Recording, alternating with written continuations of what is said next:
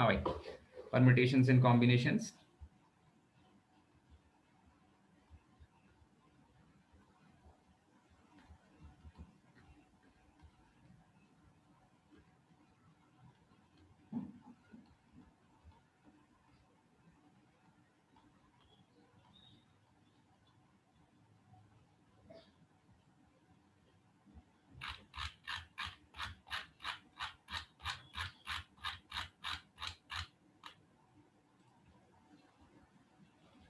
Okay, सो ऐसे कौन कौन से क्वेश्चन हैं जो डाउट में है भाई अभी? 61, 59, 42, 42nd, 43rd. 42, okay, question number 42nd, 43rd, 50. 42nd, 43rd, 50, 50, 50, 50, 61. 61, 61, फिर 62 में थोड़ा आंसर 58, दूसरा आ रहा है। 62 में आंसर गलत आ रहा है, चेक कर लेते हैं। 60, 61, 62, ओके 62, so फिर 70, 57. 70, 57 भी है क्या किसी का डाउट? Yes. हाँ सर 57. हाँ Yes, sir. 57 है डाउट में। और कौन से क्वेश्चंस हैं? 54. 54 है डाउट में। 56, 56 है डाउट में। ओके फाइन, सो ये सारे क्वेश्चंस हैं आपके डाउट्स में भाई। 59 भी है डाउट में।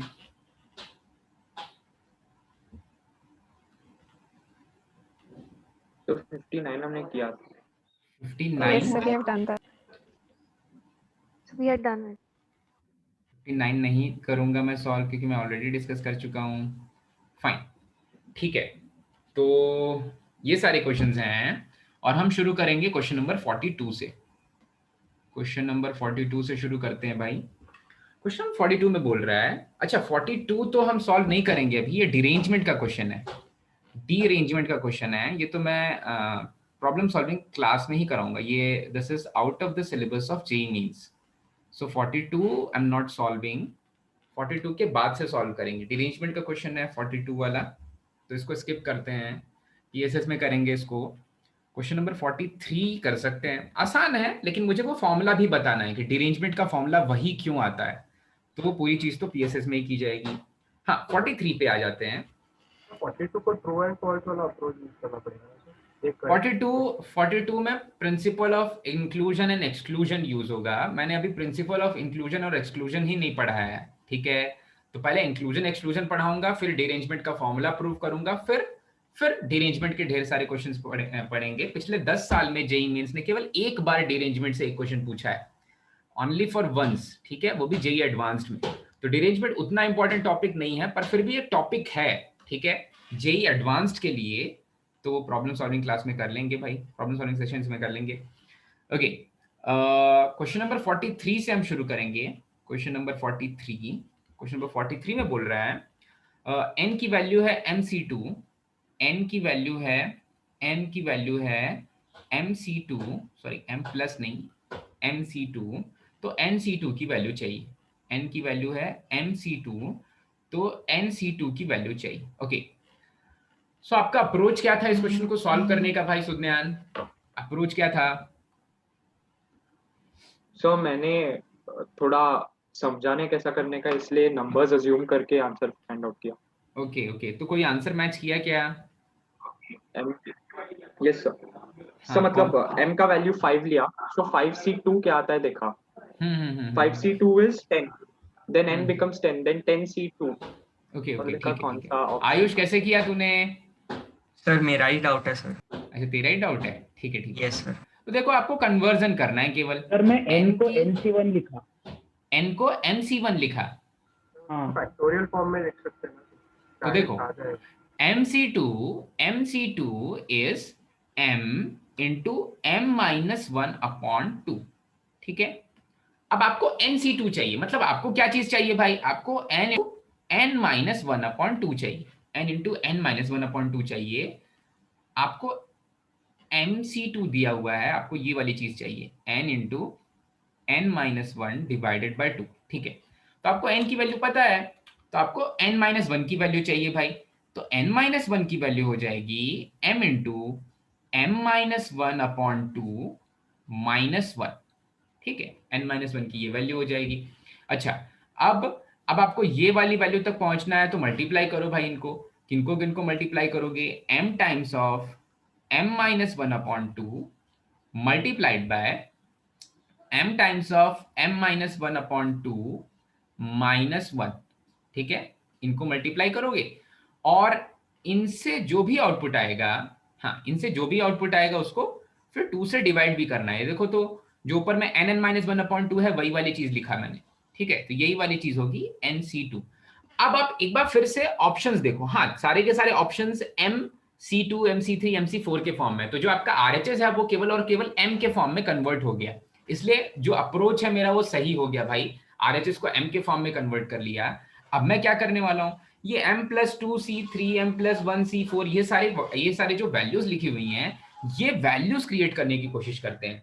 अब C4 सब जगह C4 जा रहा है, तो शायद मुझे नीचे में अभी कौन सा नंबर दिख रहा है, कौन सा एक नंबर है, कौन सा नेचुरल नंबर आपको दिख रहा है नीचे में भाई, 8 दिख रहा है, ठीक है, पर वहां पर 4 फैक्टोरियल आने वाला है, तो शायद कुछ और हमें अपनी तरफ से देना पड़ेगा, ठीक है, तो वो चीज देखते हैं, ठीक है।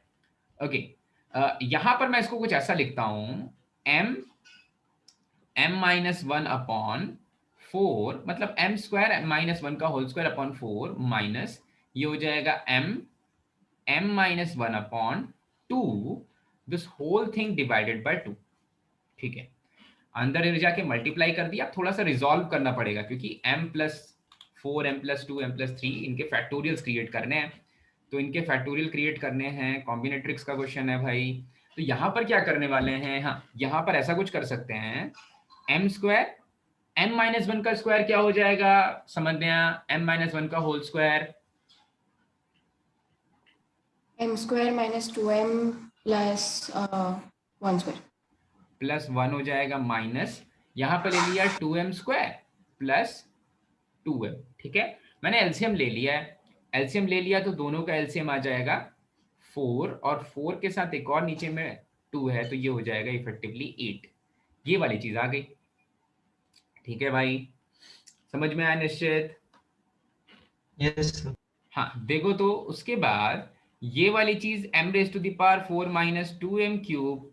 m² - 2m² + 2m divided by 8 ये कुछ ऐसा दिखने लग गया, ठीक है, हाँ, ऐसा दिखने लग जाएगा, ठीक है, थोड़ा सा रिजॉल्व करते हैं भाई, थोड़ा सा रिजॉल्व करते हैं। वृंदा बोलो बेटा, इसको सॉल्व करने के बाद क्या आ रहा है, थोड़ा सा फैक्टराइजेशन करने को नहीं बोल रहा हूँ, कौन सी चीज किस चीज से कैंसिल हो रही है, also 2m² m² को m²। अच्छा, ऐसा कुछ दिखने लग जाएगा, और आप जब ऐसे लिखोगे तो आपको थोड़ा थोड़ा चमकने लग जाएगा कि हाँ ये शायद फैक्टराइज हो सकता है, -2 + 2 जो फॉर्म देख रहे हो, तो मैंने m को कॉमन ले लिया, अंदर में बचा m³ - 2m² - m + 2 divided bye 8, ठीक है, ऐसा कुछ आ गया। अक्षता जल्दी से इसको फैक्टराइज कर दे, तो जो अंदर में लिखी हुई चीज है बता तो क्या करना पड़ेगा, सॉल्व नहीं करना है, सामने देख क्या करना पड़ेगा,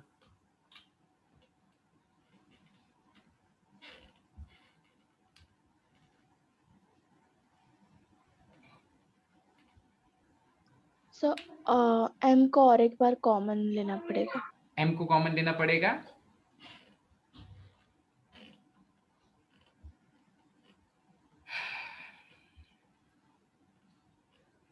चलो m² कॉमन ले लेंगे, यहाँ पर बन जाएगा m-2 -1 कॉमन ले लेंगे, यहाँ पर बन जाएगा m-2 डिवाइडेड बाय 8 ऐसा कुछ बन जाएगा। तो ये वाली चीज जो ऊपर में है, अच्छा ऊपर में जो अब चीज लिखी हुई है, अनिरुद्ध बता तो, ये ऊपर में अब फैक्टराइजेशन भी मैंने कर दिया, तो अब ऊपर में जो इफेक्टिवली टर्म्स बनेंगे वो क्या क्या बन जाएंगे फैक्टराइज होने के बाद,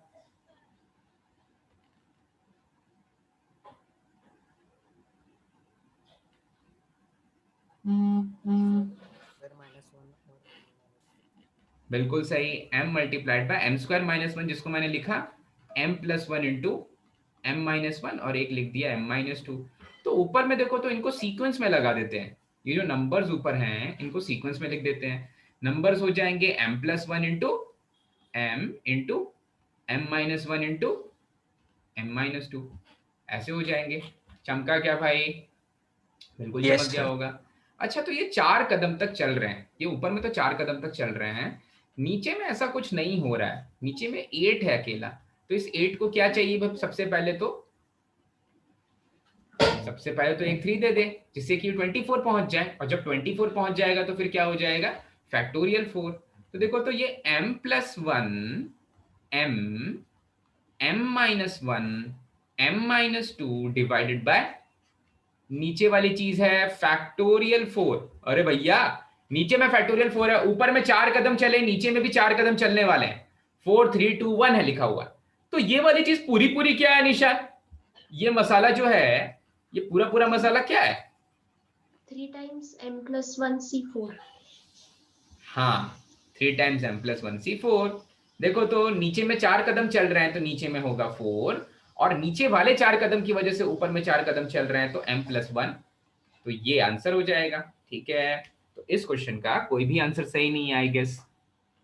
हाँ, इस क्वेश्चन का कोई भी आंसर सही नहीं है। ऑप्शन ए को आप कर लो। हाँ, आपका अप्रोच क्या था? थोड़ा बताओ ना। एक सेकंड, मैं इसको सीधा सही करके लिख देता हूँ पूरा। m+1 यहाँ लिख देता हूँ। हाँ, 3 टाइम्स ऑफ m+1 c4। हाँ बेटा, क्या अप्रोच था आपका? सर मैं n को mc1 लिखा। m को mc1 लिखा? सर नहीं, n = mc2 है ना? हाँ सर वो n को I wrote mc1। ये पहला वाला स्टेप ही कैसे किया?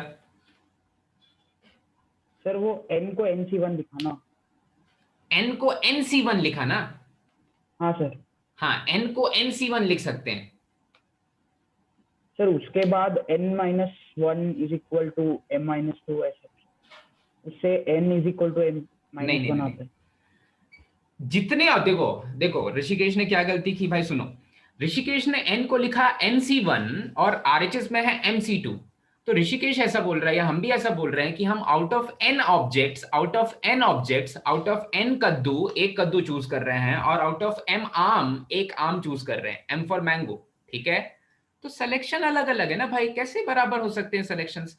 जब m कद्दू में से एक कद्दू चूज करो और m कद्दू में से m-1 कद्दू रिजेक्ट कर दो तो दोनों चीजें सेम हो जाएंगी। मतलब आपका अपर बाइनोमियल कोफिशिएंट सेम होना चाहिए। nc1 और mc2 में n-1 और वो जो दोनों नीचे वाली चीज को इक्वेट नहीं कर सकते, ऊपर वाली चीज सेम होनी चाहिए, तब ncr ncn-r बनता है। Number of ways of rejection number of ways of selection के बराबर होते हैं। ठीक है, ओके फाइन।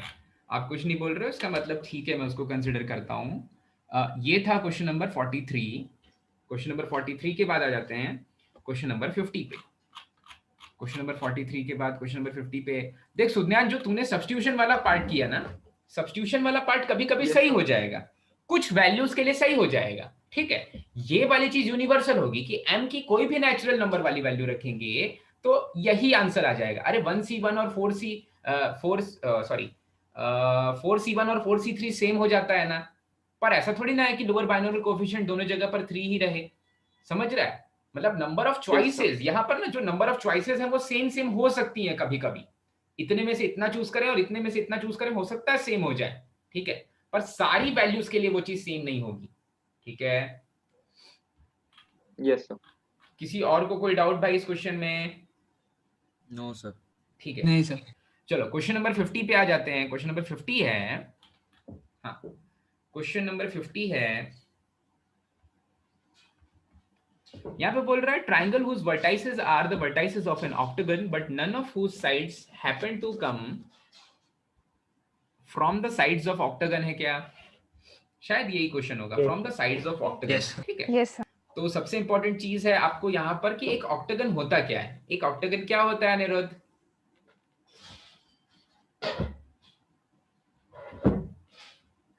कोई बात नहीं, सर एक पॉलीगन जिसके 8 साइड्स। बिल्कुल सही, वही होता है ऑक्टागन। तो देखो, तो ऑक्टागन बनाने के लिए क्या किया जाए, पहले ये समझो।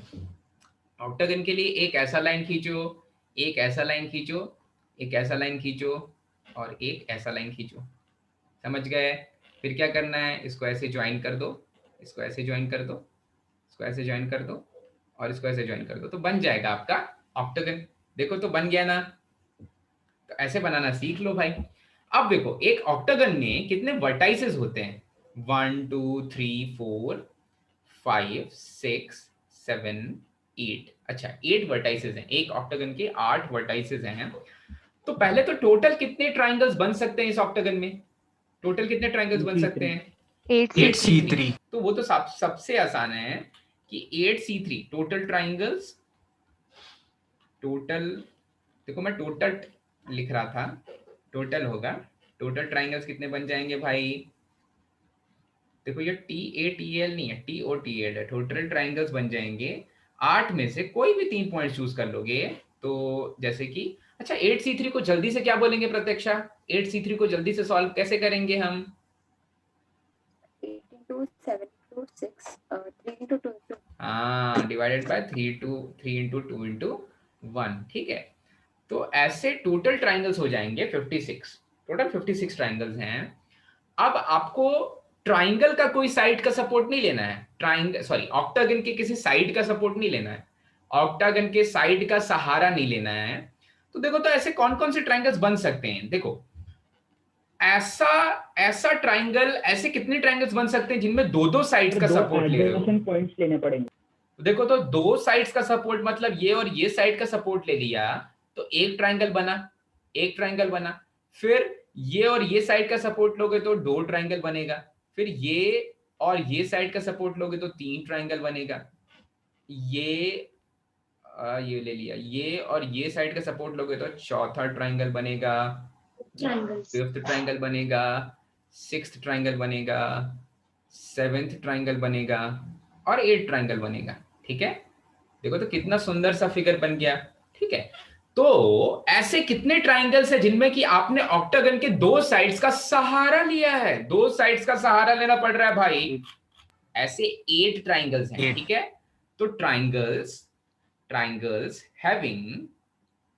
having 2 sides in common, 2 octagonal sides में लिख दे रहा हूं, या 2 adjacent sides of octagon in common, sides of octagon in common। ठीक है, तो ऐसे हो गए मेरे पास 8 ट्राइंगल्स, ऐसे 8 ट्राइंगल्स हो गए। टोटल ट्राइंगल्स थे 56, 8 ऐसे हैं जिसमें 2 साइड कॉमन है। अब ऐसे कितने हैं जिनमें एक ही साइड कॉमन है, वो काउंट कर लेते हैं। तो देखो मैंने कोई एक साइड चूज कर लिया, एक साइड चूज कर लिया, 4C1 into 8 हो जाएगा ना। अब जब मैंने ये एक साइड चूज कर लिया तो इस साइड की आइडेंटिटी दे देते हैं भाई 1 2, ये साइड मैंने चूज कर लिया। तो अब अगर आप ये वाला पॉइंट चूज करते हो तो देखो जो ट्राइंगल बनेगा, ये वाला ट्राइंगल तो हम पहले ही माइनस करने वाले हैं। ठीक है, अगर आप ये वाला पॉइंट चूज करते हो, ठीक है, तो ये वाला जो ट्राइंगल बनने वाला है, ये वाला ट्राइंगल तो हम पहले ही काउंट कर चुके हैं। पहले ही काउंट क्यों कर चुके हैं? क्योंकि 2 साइड्स इन कॉमन पहले ही काउंट कर चुके हैं। ठीक है, तो ये वाले ट्राइंगल को बाहर नहीं निकालना, 1 side in common. 1 side in common के लिए आपको ये वाला पॉइंट या ये वाला पॉइंट या ये वाला पॉइंट या ये वाले पॉइंट में से कोई एक पॉइंट चूज करना पड़ेगा। देखो तो ऐसा हो रहा है क्या, जब आप ये वाला पॉइंट चूज करोगे तो ये ट्राइंगल बनेगा, ये वाला पॉइंट चूज करोगे तो ये ट्राइंगल बनेगा, ये वाला पॉइंट चूज करोगे तो ये ट्राइंगल बनेगा। ठीक है, और ये वाला पॉइंट चूज करोगे तो ये ट्राइंगल बनेगा। ठीक है, तो अब वो ट्राइंगल्स बन रहे हैं जिसमें एक साइड ये कॉमन है और कोई दूसरा साइड ऑक्टागन का कॉमन नहीं है। ठीक है, तो ऐसे 8 अलग अलग साइड्स होंगे और हर एक साइड के लिए 4 पॉसिबल पॉइंट्स हैं एक ट्राइंगल बनाने के लिए। ठीक है, तो अब मैं काउंट कर रहा हूं, ट्राइंगल्स हैविंग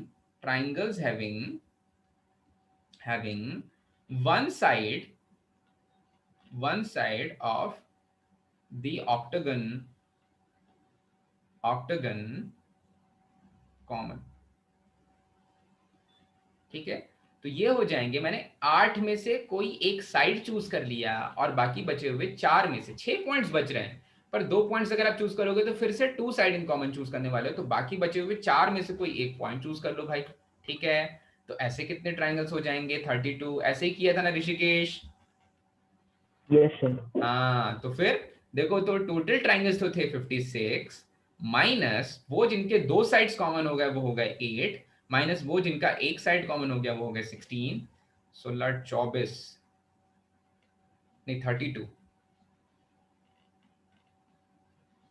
अभी मैंने कैसे सोच लिया था 16 क्या आ रहा था, 40 56, हाँ 32 से 40 तो 16 दे देगा।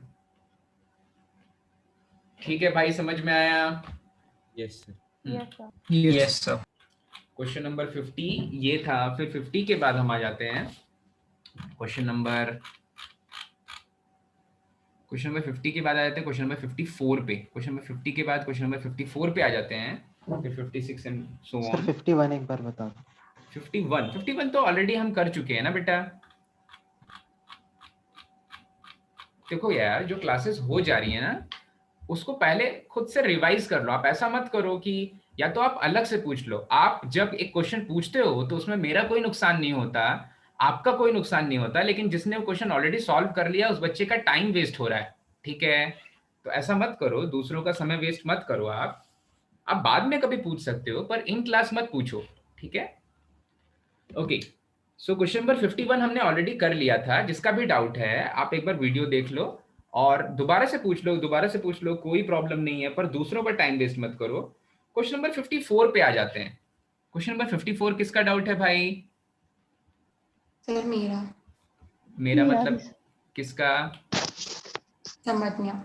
समझने अक्षित। का डाउट है। Okay, number of ways in which an examiner can assign 30 marks to 8 questions. ठीक है, 30 मार्क्स हैं और MAR मार्क्स हैं और 8 क्वेश्चंस हैं giving not less than 2 marks to any question. जैसे ही मैंने ऑप्शंस देखा, अगर मेरे दिमाग में कोई डाउट होगा भी कि क्या ये डिवीजन डिस्ट्रीब्यूशन का क्वेश्चन है, नहीं है, वो ऑप्शंस देख करके समझ में आ गया कि होने वाला तो ये डिवीजन डिस्ट्रीब्यूशन का क्वेश्चन नहीं है। ठीक है, तो मैंने क्या किया कि जो 8 क्वेश्चंस हैं उनमें मार्क्स डिवाइड करने हैं। तो x1 plus x2 plus x3 plus x4 plus x5 plus x6 plus x7 plus x8। ठीक है सुज्ञान, यहां पर फिर से समझो, यहां पर ये जो अपर वैल्यू है ये हमेशा कांस्टेंट है। अपर वैल्यू हमेशा कांस्टेंट है, तो मुझे चमक जाना चाहिए कि यहां पर कोई डिस्टिंक्ट ऑब्जेक्ट्स तो नहीं है, पर डिस्टिंक्ट ग्रुप्स में डिवाइड कर रहे हैं और हर एक का ग्रुप साइज हमने पहले ही डिफाइन कर दिया है। हर एक का ग्रुप साइज हमने पहले ही डिफाइन कर दिया है। हर एक का ग्रुप साइज अभी कम से कम, हर एक का ग्रुप साइज अभी कम से कम 2 हो सकता है। तो जब भी कम से कम 1 से के अलावा अगर कोई भी क्वेश्चन पूछा जाएगा तो हम क्या करते हैं भाई, 0 तक पहुंचा देते हैं और 0 वाला फॉर्मूला लगा देते हैं। ठीक है, तो ये क्वेश्चन है डिस्ट्रीब्यूशन ऑफ आइडेंटिकल ऑब्जेक्ट्स। हर एक क्वेश्चन का मार्क जो है, आप 1 नंबर दे रहे हो, 4 नंबर दे रहे हो, 5 नंबर दे रहे हो, सपोज आप पॉइंट्स दे रहे हो, 5 पॉइंट्स दे रहे हो, 4 पॉइंट्स दे रहे हो, तो वो पॉइंट्स आइडेंटिकल हैं। ठीक है, तो ये क्वेश्चन है distribution of identical objects into 8 groups such that each group gets at least 2 object. ठीक है, अच्छा, तो यहां पर एटलीस्ट 2 है, मुझे उसको पहले 0 तक पहुंचाना पड़ेगा, तो मैंने सभी में -2 -2 -2 -2 -2 -2 -2 किया। ठीक है, तो दोनों तरफ -2 करेंगे। अच्छा, अब हम फॉर्मूला लगा सकते हैं, जब क्योंकि अब सभी की मिनिमम वैल्यू 0 हो गई, तो अब हम फॉर्मूला लगा सकते हैं n + r - 1 CR - 1 का, क्योंकि अब ये जो एंटिटी बन रही है इसकी मिनिमम वैल्यू है 0, ये जो एंटिटी बन रही है इसकी मिनिमम वैल्यू है 0, ये जो एंटिटी बन रही है इसकी मिनिमम वैल्यू है 0, सभी की मिनिमम वैल्यूज हो जाएंगी 0। अच्छा, सभी की मिनिमम वैल्यूज हो जाएंगे 0, तो ये हो जाएगा n, जो मेरा RHS में लिखा हुआ है, n + r - 1c r - 1, r - 1 मतलब 8 - 1 दैट इज, या 8 - 1 ही लिखो। ठीक है, तो ये हो जाएगा 21c7। ठीक है, अब देखो समझो इसको, ये जो बाद में मैंने सॉल्व किया वो तो बहुत आसान है, वो तो आप तुरंत पकड़ लोगे। पकड़ने वाली बात यहाँ पर क्या थी कि क्यों यही वाला मेथड लग रहा है, क्यों यही वाला मेथड लग रहा है, क्यों डिवीजन डिस्ट्रीब्यूशन वाला मेथड ही लग रहा है।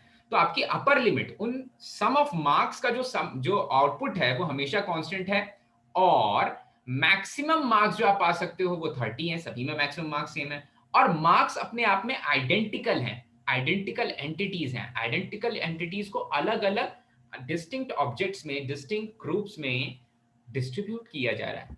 ठीक है, चमका भाई क्वेश्चन को फिर से देखना, तभी समझ में आएगा। ऐसे जितने क्वेश्चंस करोगे डिवीजन डिस्ट्रीब्यूशन के, उतना पकड़ में आने लग जाएगा कि डिवीजन डिस्ट्रीब्यूशन का ही क्वेश्चन है वो। चमका क्या? Yes. हाँ, Yes. Yes, sir. Question Yes. Number Yes, sir. 54, question number 54 के बाद आ जाते हैं क्वेश्चन नंबर 56 पे। ठीक है, question number 56। Okay, question number 56 पे आ जाते हैं। ठीक है भाई, 54 इज डन। क्वेश्चन नंबर 54 हो गया। ठीक है, 56 पे आ जाते हैं। अच्छा, 56 में बोल रहा है कि the number of words that can be made by writing down the letters of the word calculate such that each word starts and ends with a constant. Okay, तो मैं अपने पहले तो कैलकुलेट की स्पेलिंग लिख लेते हैं भाई, काफी इंपॉर्टेंट है इसमें स्पेलिंग। और आपको एक और चीज पता होनी चाहिए जो सबसे इंपॉर्टेंट है, वो क्या है अथर्व, कि कॉन्सोनेंट्स क्या होते हैं और वॉवेल्स क्या होते हैं। ठीक है, तो ये वाली चीज भी इंपॉर्टेंट है। तो पहले तो कैलकुलेट की स्पेलिंग इंपॉर्टेंट है इस क्वेश्चन में, CALCULATE।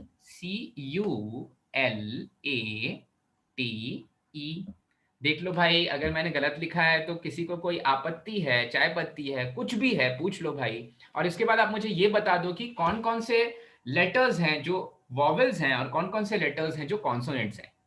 तो ये तो बताने के लिए ये कौन बताएगा भाई? AUE. AUE is verb. AAU and E, U. ये मेरे हैं वॉवेल्स, और कॉन्सोनेंट्स हैं C, LL, T. T। ये है मेरे कॉन्सोनेंट्स। ठीक है, कॉन्सोनेंट्स है। ठीक है, अब जिसको ये वाला क्वेश्चन अच्छे से करने आ जाएगा ना, उसको आधे से अधिक पीएनसी समझ में आ गई है। ठीक है, ये वाला क्वेश्चन अगर अच्छे से कर लोगे तो, क्योंकि पीएनसी का मतलब ही है काउंटिंग। आपको तो डिस्क्रीट काउंटिंग करनी है। डिस्क्रीट काउंटिंग कैसे करेंगे देखो तो, अब कितने 9 लेटर्ड वर्ड है कैलकुलेट, तो आपको सारे के सारे लेटर्स चूज करने हैं। पहले तो ये वाली चीज दिमाग में डाल लो कि सारे के सारे लेटर्स चूज करने हैं, और पहले और लास्ट वाले पोजीशन पर 1 2 3 4 5 6 7 8 9। ठीक है, ऐसा मिक्स में काउंटिंग भी किया करो। 1 2 3 4 5 6 7 8 9 10 11 12 13 14 15 16 17 18 19 20, इस तरह से एक यूनिटी बनी रहती है। भारत की यूनिटी किस चीज में है कि हमें डिफरेंट लैंग्वेजेस आनी चाहिए। ठीक है, विंशति, 20 को संस्कृत में विंशति बोलते हैं, ये सब पता है क्या? 39। Yes sir. तुम्हें पता है? काफी संस्कृत भी पढ़ रहे हो भाई। ऑनलाइन क्लासेस लग रही क्या? अनिशा पानी पी रही है क्या? Yes, sir. तूने सानिका से पूछा था? अभी क्लास का रूल यही बना है कि जिसको भी पानी पीना है वो सानिका से पूछेगा पहले। नहीं पूछा था? या सर ऐसा सोया सोया वैसा क्यों रहता है बेटा? रात भर क्यों जगा रहता है? सुबह क्लास करते करते सो जाता है। तेरे पीछे टेलीस्कोप है क्या? वो क्या है? ऐसे रुक जा, किधर गया? ये पीछे क्या है? हाँ, क्या है? वो आयन आयन है? आयन करने का स्टाइल है। अरे यार, मैं तुम्हें क्या समझा था। ठीक है, तो देखो बहुत मुश्किल है काउंटिंग। देखो एक एक करके काउंटिंग करेंगे। पहली काउंटिंग में मैं क्या बोल रहा हूं कि पहली काउंटिंग में आइडेंटिकल लेटर्स, आइडेंटिकल कॉन्सोनेंट्स अगर मेरे पहले और लास्ट पोजीशन पे आ जाएं तो आइडेंटिकल कॉन्सोनेंट्स। ठीक है, अब आइडेंटिकल कॉन्सोनेंट्स कौन कौन से हैं? या तो सीसी है या तो एलएल है।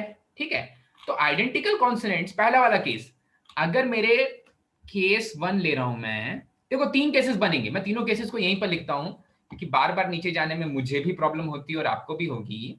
तो मेरा एक केस होगा जिसमें आइडेंटिकल कॉन्सोनेंट्स पहले और लास्ट पोजीशन पे आ जाए। ठीक है, दूसरा केस होगा जिसमें जो आइडेंटिकल कॉन्सोनेंट्स हैं जैसे कि सी और एल, तो एक सी आ जाए और एक एल आ जाए। ठीक है, और तीसरा केस होगा कि सी के साथ टी की जोड़ी बने और एल के साथ भी टी की जोड़ी बने। ये वाला 3 केसेस समझो। पहले इसको देखो, बोल रहा है पहले और लास्ट प्लेस पे किसका हक है भाई? कॉन्सोनेंट का हक है। ठीक है, पहले और लास्ट प्लेस पर कॉन्सोनेंट का हक है। ठीक है, मान लेते हैं कॉन्सोनेंट का हक होगा। तो इसमें मैंने 3 केसेस डिवाइड किए। जैसे मैंने ये लिखा ना, मैंने सोचा पहले और लास्ट प्लेस पे क्या क्या आ सकता है। मुझे ये समझ में आया कि अरे जो आइडेंटिकल हो सकता है उनमें से दोनों आ जाए।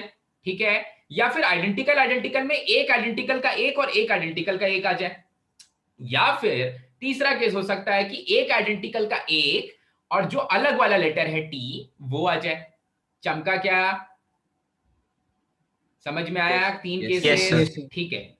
तो मैं तीन केसेस के Yes. नाम नहीं लिख रहा हूं क्योंकि मुझे इंग्लिश में लिखना पड़ेगा और वो काफी कमजोर है, ठीक है। तो अभी के लिए आप अपने मन में ही समझ जाओ, ठीक है, भावनाओं को समझो। पहला वाला केस क्या है? जहां पर आइडेंटिकल आइडेंटिकल आ जाए पहले और लास्ट पोजीशन पे, ठीक है।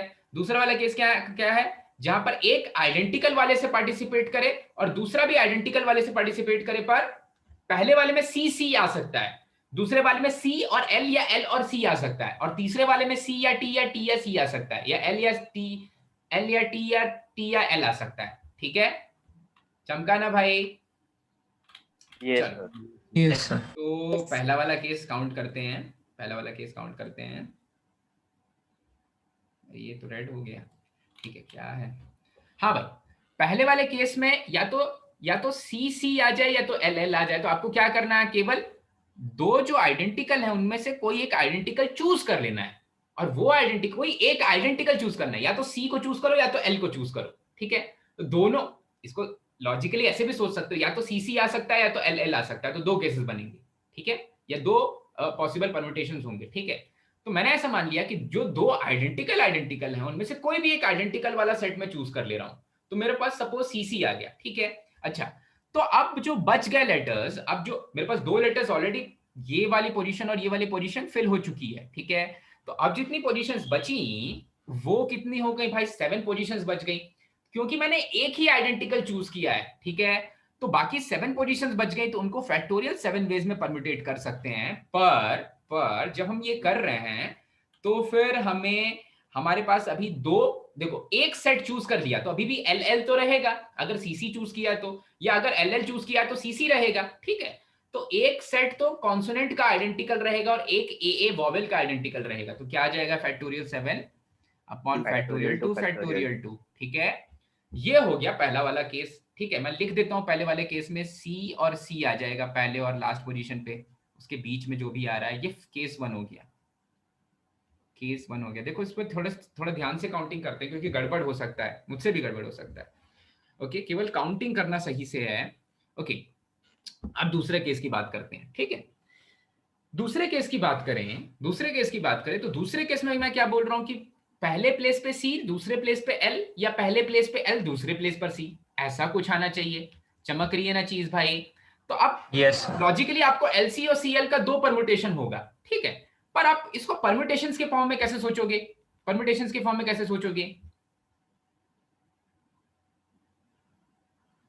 सर, इसको पहले 3C2 करके उसके बाद इंटू फैक्टोरियल 2 करना पड़ेगा। नहीं, 3C2 तो तब करेंगे जब आप तीन में से कोई एक चूज कर रहे हो। नहीं करना है, नहीं, सेलेक्ट बस करना है, पॉजिटिव करना है sir, already first and last पे। हाँ, वो चीज सही है। अगर 2 सिलेक्ट करेंगे, 5 में से 2 सेलेक्ट करोगे तो एल और टी भी सेलेक्ट हो जाएगा ना। अब देखो, आपको सर दो में से कौन सा तो एक सिलेक्ट करेंगे और बाद में 2 से मल्टीप्लाई कर देंगे। अच्छा, कोई और? तो वो तो 4 हो जाएगा ना। देखो, या तो सी एल आएगा या तो एल सी आएगा। मैं आइडेंटिकल वालों में से एक एक चूज कर रहा हूं, तो ये कैसे हो सकता है? हमारे पास 3 ऑप्शन सर 2 ही ऑप्शन है ना, मतलब एक सीसी है, एक एलएल है। हाँ, मैं मान रहा हूं 2 ऑप्शन है। मैं तो 2 से मल्टीप्लाई करने भी आ रहा हूं। आप कॉम्बिनेट्रिक्स में कैसे उसको लिखोगे? कॉम्बिनेट्रिक्स में कैसे सोचो कि कैसे आ रहा है? एक जगह सी, एक जगह एल, पहले प्लेस पर सी आ जा रहा है, दूसरे प्लेस पे एल आ जा रहा है, तो वो कैसे आ जा रहा है?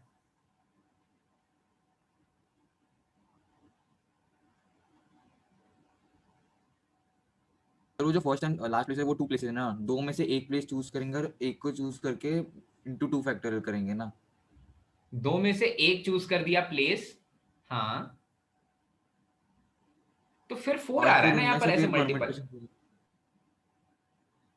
अरे भैया देखो, मैं बोल रहा हूँ कि मेरे सर एल एंड सी हमारे पास 2 डिस्टिंक्ट है जो हमें चाहिए, हाँ, तो फिर उन दोनों में से कोई एक आ सकता है ना। सर ऐसे सारे केसेस लिख लेंगे। हाँ, फिर उनके परम्यूटेशंस भी काउंट करेंगे क्या सुज्ञान? नहीं सर, ऐसा क्यों? उन दोनों के करेंगे, तो करना एल और सी, पड़ेगा एल सर, सी। परम्यूटेशन काउंट करना पड़ेगा। करना पड़ेगा, मतलब 4 से मल्टीप्लाई होने वाला है। टोटल परम्यूटेशंस 4 से मल्टीप्लाई होने वाला है। मैं पहले और लास्ट प्लेस पर ऐसे ऑब्जेक्ट्स रखना चाहता हूं जो पहले से अलग से आइडेंटिकल तो थे पर उनका एक एक ऑब्जेक्ट ही चूज कर रहा हूं, ठीक है। तो ऐसे में तो मुझे समझ में आ रहा है कि पहले प्लेस पर एल आएगा, दूसरे प्लेस पर सी आएगा, या फिर पहले प्लेस पर सी आएगा, दूसरे प्लेस पर एल आएगा, पहले प्लेस पर सी आएगा, दूसरे प्लेस पर एल आएगा। यही दोनों केसेस हो सकते हैं, ठीक है, यही दोनों केसेस हो सकते हैं। तो मुझे तो 2 ही केस दिख रहे हैं, पर आपको कहीं से 4 केसेस दिख रहे हैं। वो चौथे, वो बाकी दोनों केसेस किधर से आ रहे हैं? तो वो सी और आइडेंटिकल भी एक्स्ट्रा काउंट करे क्या? वो सी से आइडेंटिकल 2 सी और 2 एल है ना, वो एक्स्ट्रा सी वाले भी काउंट कर रहे हैं क्या उसमें? नहीं, उसमें तो एक्स्ट्रा सी वाले काउंट नहीं कर रहे। ठीक है, चलो सोचो इसके बारे में। पर हाँ बोलिया सर। सर एल पहले एल आएगा, बाद में सी आएगा, या फिर पहले सी और बाद में एल आएगा सर? तो 2 ही केसेस है। हाँ, तो आपने वही बात बोल दी जो मैं अभी इतनी देर से बोल रहा हूँ। फिर आप बोल रहे हो कि एल और सी में से 2C1 से उनको चूज कर लेंगे और फिर फैक्टोरियल 2 से परम्यूटेट कर लेंगे। तो ये तो बैठता नहीं, वहां 4 केसेस हो जा रहे हैं और हमें दिख तो 2 ही केसेस रहे हैं। तो ये कैसे हो रहा है? सर रिस्ट्रिक्टिंग है ना सर, तो परम्यूटेट नहीं होगा। अगर हमने एक हाँ, उससे भी एक्सप्लेन होता है, वो मल्टीप्लाई बाय 2 नहीं करना पड़ेगा। हाँ, जब हम 2C1 से चूज करते हैं, अगर हमने पहला वाला चूज कर लिया तो दूसरा वाला फिक्स हो जा रहा है ना सर, तो परम्यूटेट क्यों करेंगे? हाँ सर, वही बोल रहा हूं। ठीक है, चॉइसेस में परम्यूटेशंस छुपे हुए हैं, ठीक है, ओके। तो अभी के लिए ऋषिकेश तू कुछ और भी बोलना चाहता है? 2 ही प्लेसेस हैं। पहले वाले में 2 से मल्टीप्लाई क्यों किया? पहले वाले में 2 से मल्टीप्लाई इसलिए किया क्योंकि सी भी आ सकता है और एल भी आ सकता है, तो 2 केसेस बनेंगे, ठीक है। दूसरे वाले में 2 से मल्टीप्लाई मैं क्यों करने वाला हूं? क्योंकि ऐसा हो सकता है कि एल आ जाए, ऐसा हो सकता है एक केस में पहले वाले प्लेस पर एल, दूसरे वाले प्लेस पर सी आ जाए, या एक केस ऐसा हो सकता है जिसमें पहले वाले पे सी आ जाए, दूसरे वाले पर एल आ जाए, ठीक है, ओके। तो 2 से मल्टीप्लाई कर रहा हूं। अब आपको ये सोचना है कि इसको कॉम्बिनेट्रिक्स के फॉर्म में मैं कहां पर गलती कर रहा हूं। आप 2C1 जो कर रहे हो हम कहां पर गलती हो रही है, ठीक है। तो फाइन, अच्छा भाई, इसके बाद किसी को समझ में आया भाई? अभी कोई दूसरा? अरे ऐसी चीज है, ट्रू या फॉल्स आ सकता है पहले या दूसरे पोजीशन पर मैं ये मान के चल रहा हूं कि पहले प्लेस पर ट्रू आ रहा है तो दूसरे प्लेस पर फॉल्स ही आना चाहिए, पहले प्लेस पर फॉल्स आ रहा है तो दूसरे प्लेस पर ट्रू ही आना चाहिए। तो तुम्हें केवल पहले प्लेस पे चॉइसेस करने हैं ना भाई। पहले प्लेस पर अगर ट्रू है, 2 पॉसिबल वेज में पहले प्लेस पर ट्रू या फॉल्स आ सकता है, तो ट्रू आया तो ट्रू का दोस्त फॉल्स बनेगा, फॉल्स आया तो फॉल्स का दोस्त ट्रू बनेगा। तो केस तो एक ही बनेगा ना उन दोनों का, नहीं चमका? वैसा ही है, पहले प्लेस पर एल आ गया तो पहले प्लेस पर केवल आपको एल को चूज करना है, दूसरे प्लेस पे अपने आप सी आने वाला है, ठीक है, ओके। सो 2 पॉसिबल वेज में ये वाली चीज हो सकती है। फिर इसके बाद बच जाएंगे जितने लेटर्स वो होंगे, एक तो सी चूज करके रख दिया, एल या सी या सी या एल, तो इनको छोड़ करके अब फैक्टोरियल 7 अपॉन एक एल और सी को चूज कर लिया है, तो फैक्टोरियल 2 ही आने वाला है केवल, ठीक है। अच्छा, ये वाला केसेस केस 2 में आ गए, केस 3 क्या होगा भाई? केस 3 क्या होगा? सर अभी 3 में से कौन सा? तो 2 चूज करना पड़ेगा ना फॉर डिस्टेंस। अच्छा, तो केस 2 सी और 2 एल एक ऑब्जेक्ट। सर टी तो आएगा ही, और वो 2 आइडेंटिकल पेयर्स में से कोई एक लेटर आएगा। ओके, तो जो 3C2 बोल रहे थे, हाँ, तो यही तो सोचो, 3C2 आएगा या 2C1 into 2C1 आएगा।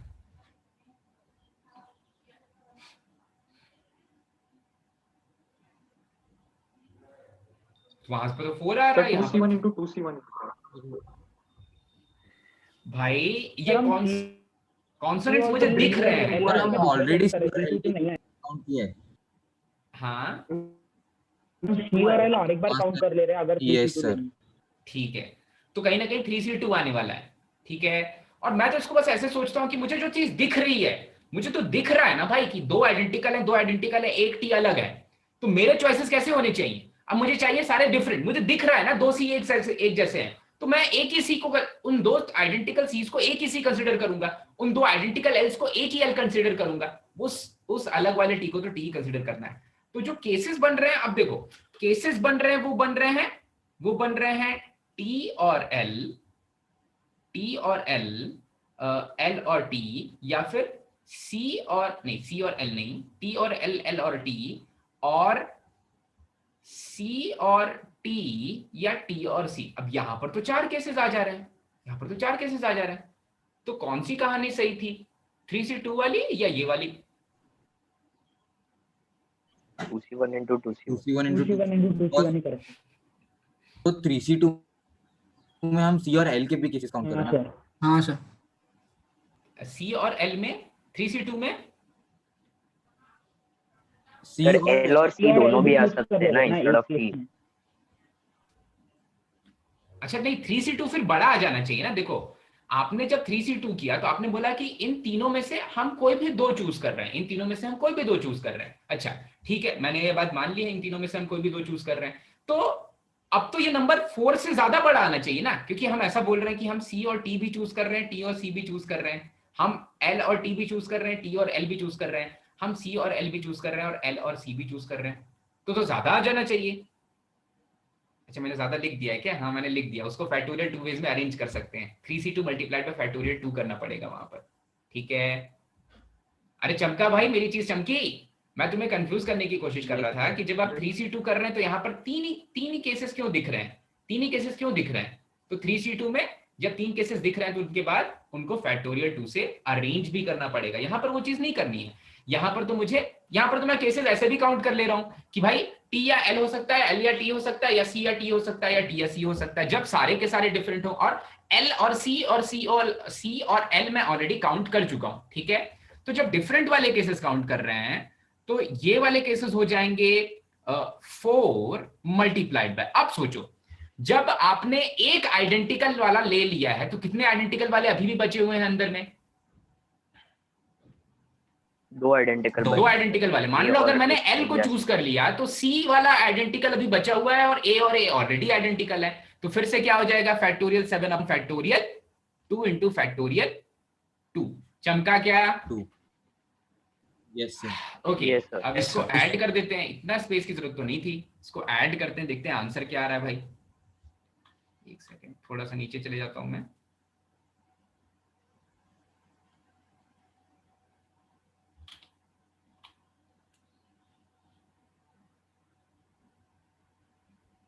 ओके, तो ये वाली चीज बन जाएगी, पहला वाला है 2C1, तो ये 2 से ये 2 कैंसिल, यहाँ पर ये 2 से ये 2 कैंसिल, और यहाँ पर ये 7 से ये 2 से 2 कैंसिल, ठीक है। तो ये बन जाएगा factorial 7 upon factorial 2 plus factorial 7 plus factorial 7, ठीक है। ये हो जाएगा factorial 7 upon factorial 2 plus 2 times of factorial 7, मतलब ये हो जाएगा 5 times of factorial 7 upon factorial 2। समझ में आया क्या? यस यस किसी को भी किसी भी स्टेप में कोई डाउट है तो पूछो भाई। काफी अच्छा क्वेश्चन, आपको खुद को टेस्ट करने के लिए कि आपका कितना अच्छा परम्यूटेशंस एंड कॉम्बिनेशंस है, कितने अच्छे से समझ में आ गया आपको परम्यूटेशंस एंड कॉम्बिनेशंस, ठीक है। आपका वॉइस ब्रेक हो रहा है सर। हाँ सर केस 2 और 3 एक बार बता दो। केस 2 में मैं ये बोल रहा हूं कि आपके जो आइडेंटिकल कॉन्सोनेंट्स हैं, आइडेंटिकल कॉन्सोनेंट्स कौन कौन से हैं Akshata? Sir C and L। हाँ, आप मुझे ये बताओ पहले वाले केस में हमने क्या किया था? सबसे पहला वाला केस क्या था? सर दोनों C या दोनों L लिया था पहले केस में। दूसरे वाले केस में मैं क्या बोल रहा हूं कि मैं आइडेंटिकल वाले ही चूज करूंगा पहले और लास्ट पोजीशन के लिए, पर मैं एक L और एक C या एक C और एक L चूज करने वाला हूं, तो उसके परम्यूटेशंस काउंट किए, तो LC या CL 2 पॉसिबल वेज में पहला वाला 2 बता रहा है, और जब मैंने एक L और एक C चूज कर लिया तो अब आइडेंटिकल जो बाकी 7 परम्यूटेशंस काउंट करना है मुझे फैक्टोरियल 7 से, उसमें एक L और एक C ही बचेगा और 2 A बचेगा, तो उसके परम्यूटेशंस हो जाएंगे फैक्टोरियल 7 अपॉन फैक्टोरियल 2, क्योंकि उसमें एक ही आइडेंटिकल सिलेक्शन है, ठीक है, आइडेंटिकल परम्यूटेशन है। और तीसरे वाले में मैं ऐसा बोल रहा हूं कि अब आइडेंटिकल वाले से एक आ रहा है और जो डिफरेंट वाले हैं वो बाकी दूसरे वाले प्लेस पर डिफरेंट आ जा रहा है, ठीक है। तो आइडेंटिकल वाले से या तो एक आ रहा है तो वो C हो जाए, तो उसका T के साथ पेयरिंग और TC, ठीक है, CT और TC, या फिर आइडेंटिकल वाले से L आ रहा है तो LT या TL। तो ये 4 पॉसिबल वेज में हो सकते हैं, ये 4 पॉसिबल वेज में हो सकते हैं। फिर टोटल परम्यूटेशंस, क्योंकि आपने आइडेंटिकल वाले से किसी एक को ही चूज किया, तो अभी भी एक आइडेंटिकल वाला आपने लाइक टर्म्स फैक्टोरियल 7 परम्यूटेशन में देने वाला, और पहले से फैक्टोरियल 7 परम्यूटेशंस में फैक्टोरियल 7 परम्यूटेशंस में A भी है, तो A तो फैक्टोरियल 2 दे ही रहा है, जो आपने नहीं सेलेक्ट किया आइडेंटिकल वाला वो भी फैक्टोरियल 2 नीचे दे रहा है लाइक में, ठीक है। तो वो वाले कैंसिलेशंस हो जा रहे हैं। ओके, तो ये क्वेश्चन था, अच्छा क्वेश्चन था, अच्छा क्वेश्चन था भाई। ओके, ये वाले क्वेश्चन के बाद क्वेश्चन नंबर 58 है आपका डाउट, नहीं 57 है आपका doubt. Okay, question number 57, question number 57। Okay, 56 हो गया, 57 ट्राई कर रहे हैं, ठीक है। क्वेश्चन नंबर 57 के लिए थोड़ा सा थ्योरी भी पढ़ाना पड़ेगा, 57 के लिए थोड़ा सा थ्योरी भी पढ़ाना पड़ेगा। इसको करने के 2 मेथड है। अब आपको जो मेथड ज्यादा पसंद आएगा आप वो वाला मेथड ट्राई करना। मुझे पर्सनली डिवीजन डिस्ट्रीब्यूशन वाला मेथड ज्यादा कंफर्टेबल लगता है इसको सॉल्व करने के लिए, तो मैं तो डिवीजन डिस्ट्रीब्यूशन का यूज करके ही सॉल्व करता हूँ। ओके, इसमें बोल रहा है number of positive integral solutions, मतलब 0 को इंक्लूड नहीं करना है। बोल रहा है x multiplied by y multiplied by z, इसकी वैल्यू है 24 के बराबर, ठीक है, इसकी वैल्यू है 24 के बराबर। अच्छा, तो मतलब तीन नंबर्स हैं, 3 नंबर्स नंबर ऑफ हैं, डिविजर्स आएगा ना? नहीं डिविजर्स बेटा छोटा भी हो सकता है 24 से, यहाँ पर तीनों नंबर्स का प्रोडक्ट 24 ही होना चाहिए, डिविजर्स तो 12 भी हो सकता है। तो इसमें we will choose right 3 number का मल्टीप्लिकेशन, डिविजर्स 3 नंबर का मल्टीप्लिकेशन, तो मतलब उनमें से 3 नंबर ऐसे चूज करेंगे कि उनका प्रोडक्ट 24 आ जाए। हाँ ऐसा हो सकता है, वो चीज हो सकती है, वही चीज करना है, सही सोचा आपने, ठीक है।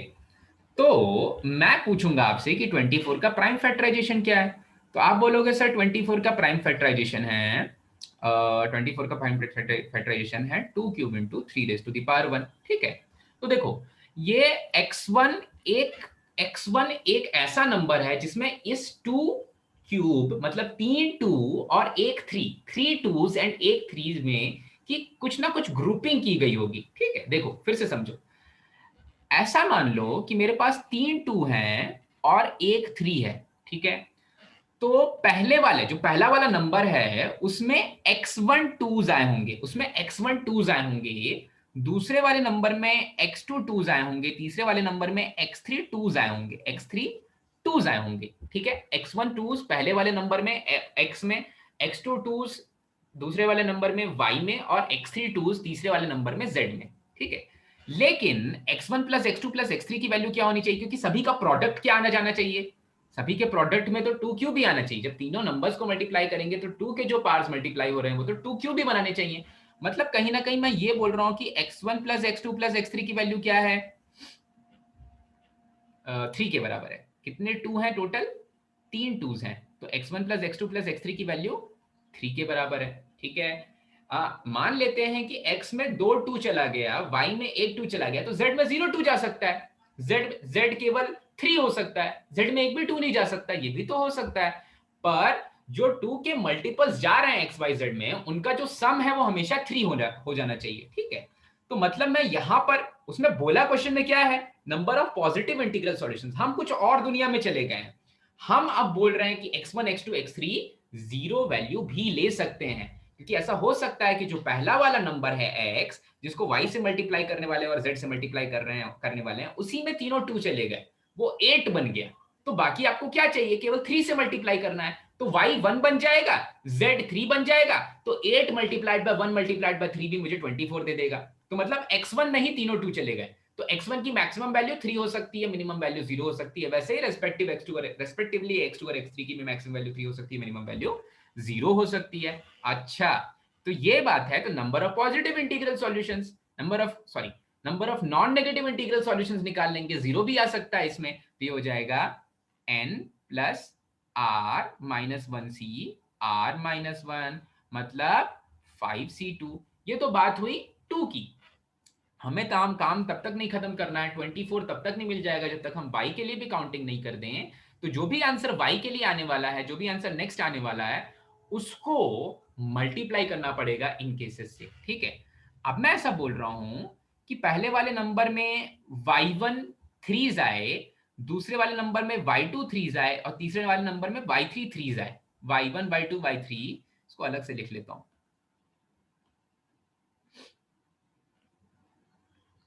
फिर से एक्स वाई जेड में 3 के पार्टिसिपेशन की बात कर रहे हैं, तो एक्स वाई जेड में y1 3s आए, x में y2 3s आए, y में y3 3s आए, z में, ठीक है। पर क्योंकि सभी के प्रोडक्ट में जो 3 के पार्स आ रहे हैं, उनका जो फाइनल आउटपुट है वो तो 1 आना चाहिए, वो तो 1 आ जाना चाहिए। इसका मतलब फिर से मैं ऐसा बोल सकता हूं कि y1 plus y2 plus y3 की वैल्यू हो जाएगी 1 के बराबर, ठीक है। तो फिर से including zero non negative integral solutions क्या आ जाएंगे, ये हो जाएगा n plus r minus 1c, n plus r minus 1c, r minus 1, ठीक है। तो ये हो जाएगा, क्या हो जाएगा, 3c2 3, ठीक है, 3 हो जाएगा। अच्छा, तो टोटल कितने सॉल्यूशंस हो जाएंगे एक्स वाई जेड के? 13। टोटल सॉल्यूशंस हो जाएंगे, टोटल सॉल्यूशंस हो जाएंगे 5c2 इंटू 3c2 या 3c1, 3c2 था, ठीक है, 30 आ जाएंगे, ठीक है। तो कोई भी ऑप्शन सही नहीं है। Sir, how did you write that term? Please explain it again. How did I write that term? Sir, sum x1 plus x2 plus x3 equals 3. So I'm saying that I have 3 2s. If I'm multiplying 3 numbers, किसी एक number में I'm having 2 2s. There is a possibility that x1 is having 2 2s and x2 y1 is क्या है, y है क्या, x1 x is having 2 2s and y is having 2 2 1 2, ठीक है। तो x1 के 2 2s और y के एक 2 को मल्टीप्लाई करके द आउटपुट इज 2 का क्यूब, ठीक है।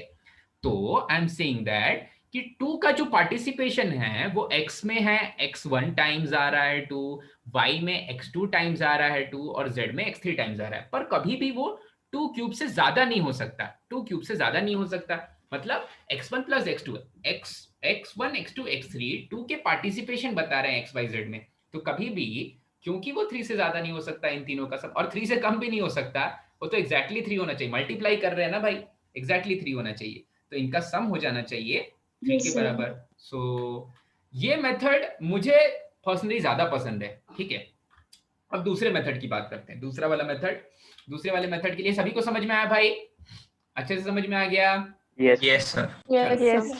दूसरे वाले मेथड को बताने के लिए मैं एक दूसरा क्वेश्चन ले लेता हूं जो दोनों मेथड से ही सॉल्व करेंगे। ऑफ कोर्स आप बताना उसमें आपको कौन सा मेथड ज्यादा बेटर लग रहा है, ठीक है। सो उल्टा अब मैं काउंटिंग से करूंगा, अभी मैंने डिवीजन डिस्ट्रीब्यूशन से किया, अब मैं काउंटिंग से करूंगा, ठीक है। तो मैं अब बोल रहा हूं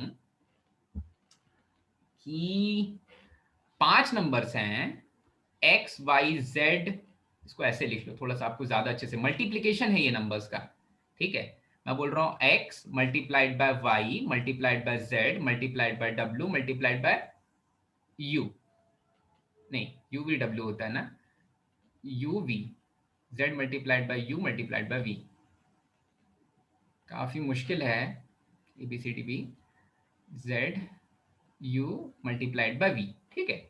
इन पांचों का जो प्रोडक्ट है वो है 1050। तो फिर से मुझे पॉजिटिव इंटीग्रल सॉल्यूशंस चाहिए इसके भाई, पॉजिटिव इंटीग्रल सॉल्यूशंस चाहिए। तो अब देखो कहीं से भी आप बच नहीं पाओगे, किस चीज से बच नहीं पाओगे, आप प्राइम फैक्टराइजेशन से बच नहीं पाओगे, आपको करना ही पड़ेगा इसका प्राइम फैक्टराइजेशन, और प्राइम फैक्टराइजेशन करोगे तो क्या आ जाएगा, क्या आ जाएगा भाई, करो तो।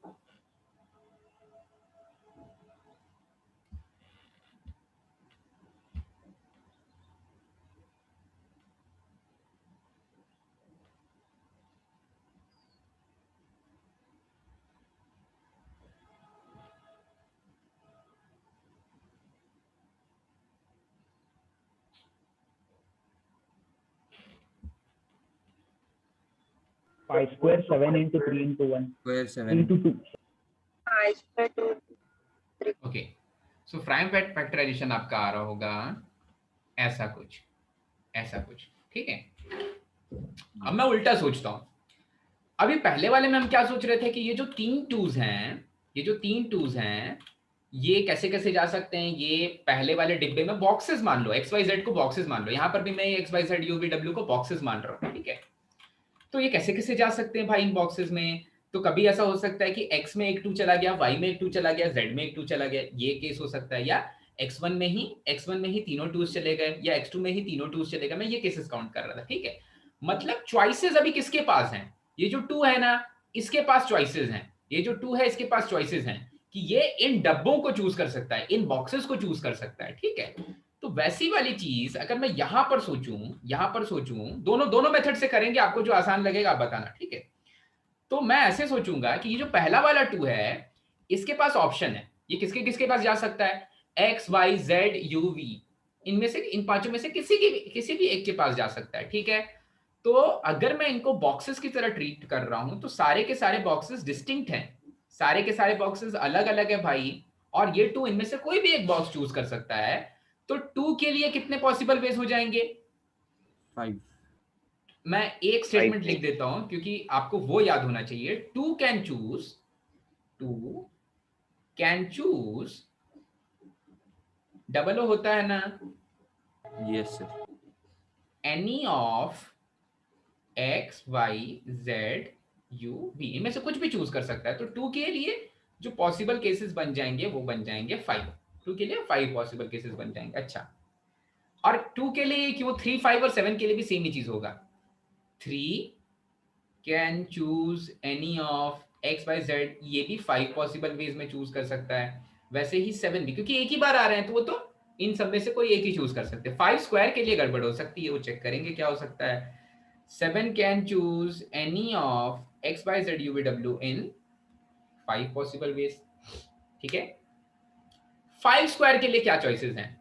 5 स्क्वायर या तो एक ही डब्बे में जा सकता है, ठीक है, या फिर 2 अलग अलग बॉक्सेस में जा सकता है।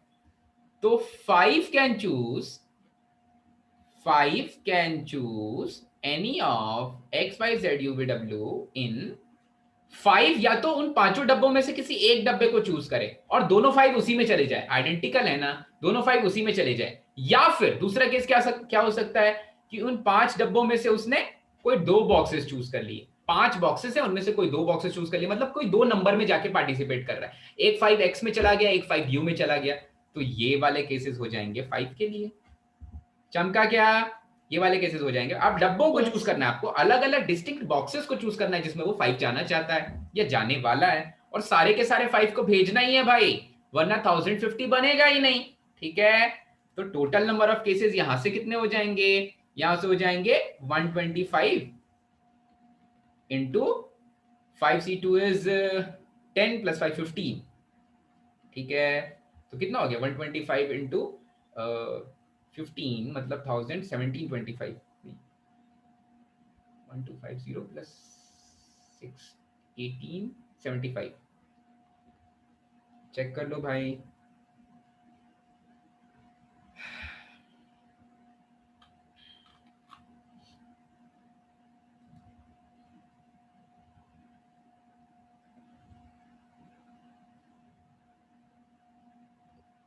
ये 5 है भाई।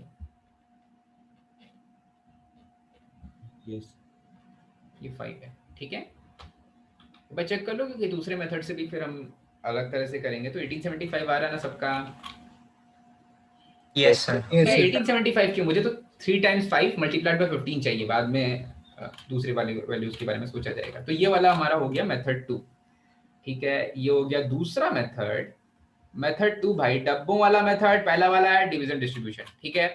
अब वापस चले जाएंगे जहां से हमने शुरुआत की थी अपनी कहानी की। कहां से शुरुआत की थी? डिवीजन डिस्ट्रीब्यूशन से। डिवीजन डिस्ट्रीब्यूशन में क्या बोला जाएगा? बोला जाएगा कि x1 + x2 + x3, मतलब ये मेथड 1 है डिवीजन डिस्ट्रीब्यूशन पे भाई। डिवीजन डिस्ट्रीब्यूशन पे आ गए। x1 + x2 + x3 + x4 + x5, इसकी वैल्यू क्या आनी चाहिए? अगर मैं 2 के लिए काउंट कर रहा हूं तो इसकी वैल्यू क्या आनी चाहिए? 1 आनी चाहिए, क्योंकि 2 का एक ही पार है। हाँ, लेकिन 0 अलाउड है क्या? नॉन नेगेटिव इंटीग्रल सॉल्यूशंस हैं क्या? अरे सबका सम 1 है तो 0 तो 5 में से 4 को तो 0 बनना ही पड़ेगा। तो नॉन नेगेटिव इंटीग्रल सॉल्यूशंस मतलब n plus r minus 1 c r minus 1 मतलब 5। चमका क्या? 5c1 मतलब 5, 5c4, 5c1 5। अब ये वाली चीज 2 के लिए मैंने चेक कर ली, तो 3 के लिए भी आएगा 5 ही, और 7 के लिए भी आएगा 5 ही। 7 के लिए भी आएगा 5, 2 के लिए भी आएगा 5, 3 के लिए भी आएगा 5, और लास्ट वाला जो होगा उसमें ऐसा बोला जाएगा x1 plus x2 plus x3 plus x4 plus x5 is equals to 2, क्योंकि 5 का तो स्क्वायर है, 5 का तो स्क्वायर है भाई। 5 को 2 बक्सों में डाला जा सकता है, 5 का स्क्वायर है, तो फिर से लगाएंगे फॉर्मूला वही भाई, बचपन से पढ़ते आ रहे हैं, n प्लस आर, अरे n तो 2 है, n plus r minus 1c r minus 1 4, ये बन जाएगा 6c4 मतलब अरे 15 ही होता है। 6 इंटू 5/2 30/2 15। देखो तो सेम आया क्या? यस। अब बताओ कौन सा मेथड अच्छा? Division distribution. ठीक है, अब ये आपके मन के ऊपर डिपेंड करता है कि आप कौन सा मेथड चूज कर रहे हो। ठीक है, चलो सभी को समझ में आ गया? Product of terms, sum of terms होता है डिवीजन डिस्ट्रीब्यूशन पक्का। अरे सम का वैल्यू आ रहा है 20, तो डिवीजन डिस्ट्रीब्यूशन होता ही है। तो अगर इसमें भी डिवीजन डिस्ट्रीब्यूशन लगा दिया जाए तो क्या हर्ज है? ठीक है, काहे के लिए मेहनत करें दूसरे वाले बक्से वाले मेथड पे? ठीक है, पर किसी को जल्दी से करना है ना, तो ये वाला मेथड ज्यादा जल्दी आंसर दे देता है, वैसे वो वाला भी जल्दी दे देता है। ठीक है, चलो तो ये था क्वेश्चन नंबर 57। क्वेश्चन नंबर 57 हो गया, क्वेश्चन नंबर 57 हो गया। क्वेश्चन नंबर 61 पे आ जाते हैं। क्वेश्चन नंबर 61 पे आ जाते हैं भाई। क्वेश्चन नंबर 61 की बात करें, क्वेश्चन नंबर 61 की बात करें तो क्या है? क्वेश्चन नंबर 61 बोल रहा है, क्वेश्चन नंबर 61 में बोल रहा है, 61 नीचे है क्या? अच्छा, बोल रहा number of ways in which 5 balls of different colours can be distributed. तो डिस्टिंक्ट ऑब्जेक्ट्स हैं, अलग अलग भाई, डिस्टिंक्ट ऑब्जेक्ट्स हैं, 5 डिफरेंट बॉल्स हैं, और कितने लोगों में बांटनी है भाई? 3 person, 3 लोगों में, 3 people। अच्छा, और सभी को कितनी, कम से कम 1 बॉल बोला है, 2 बॉल बोला है, कितनी बॉल बोला है भाई?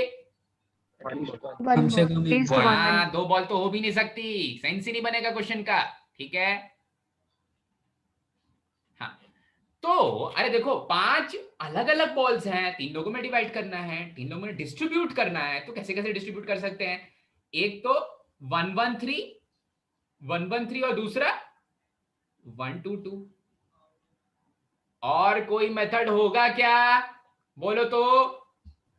अरे 5 अलग अलग चॉकलेट्स हैं, 5 अलग अलग चॉकलेट्स हैं, 3 लोगों में, 3 अलग अलग लोगों में डिवाइड करना। सेम नहीं है भाई, चाइना से थोड़ी ना आए हैं, तीनों लोग भी अलग अलग हैं, तीनों लोग भी अलग अलग हैं। 5 अलग अलग चीजों को डिस्ट्रीब्यूट करना है, तो डिस्ट्रीब्यूशन के पहले डिवीजन करना पड़ेगा, और लास्ट स्टेप में डिस्ट्रीब्यूट करेंगे। तो पहले डिवीजन कर देते हैं, डिवीजन हो जाएगा factorial 5 upon factorial 1 factorial 1 factorial 3। और क्योंकि ग्रुप साइज 2 बार काउंट हो गया है, 1 2 बार काउंट हो गया, इसलिए फैक्टोरियल 2 से मल्टीप्लाई करना पड़ेगा। डिवीजन तो हो गया, डिस्ट्रीब्यूशन कैसे होगा? फैक्टोरियल 3 से हो जाएगा। चमका गया पहला वाला, डिवाइड करके डिस्ट्रीब्यूट कर दिए। ये वाला 2 क्यों आया? क्योंकि सेम पिंच भाई, सेम पिंच, 1 और 1 का सेम पिंच आ रहा है। ठीक है, चमका। दूसरे वाले का भी ऐसा ही होने वाला, देखो तो factorial 5 divided by factorial 1 factorial 2 factorial 2 का सेम पिंच आया, तो फिर से एक फैक्टोरियल 2 डिस्ट्रीब्यूट करना है 3 अलग अलग लोगों में, तो फैक्टोरियल 3 से मल्टीप्लाई कर दिया। इसमें जो भी आंसर आ रहा है उन दोनों को निकाल के ऐड कर देना है। देख तो अवधूत क्या क्या आंसर आ रहा है तेरा। कम ऑन फास्ट, मुझे मैच देखने जाना है आज। कम ऑन फास्ट, आरसीबी का मैच है भाई। अवधूत थोड़ा जल्दी कर बेटा। सर पहला वाला 60 आ जाएगा ना? पहला वाला 60 आ रहा है, Yes. इतने रन कोहली बनाएगा, इतने रन डिविलियर्स बनाएगा। sir. दूसरा वाला क्या आ रहा है?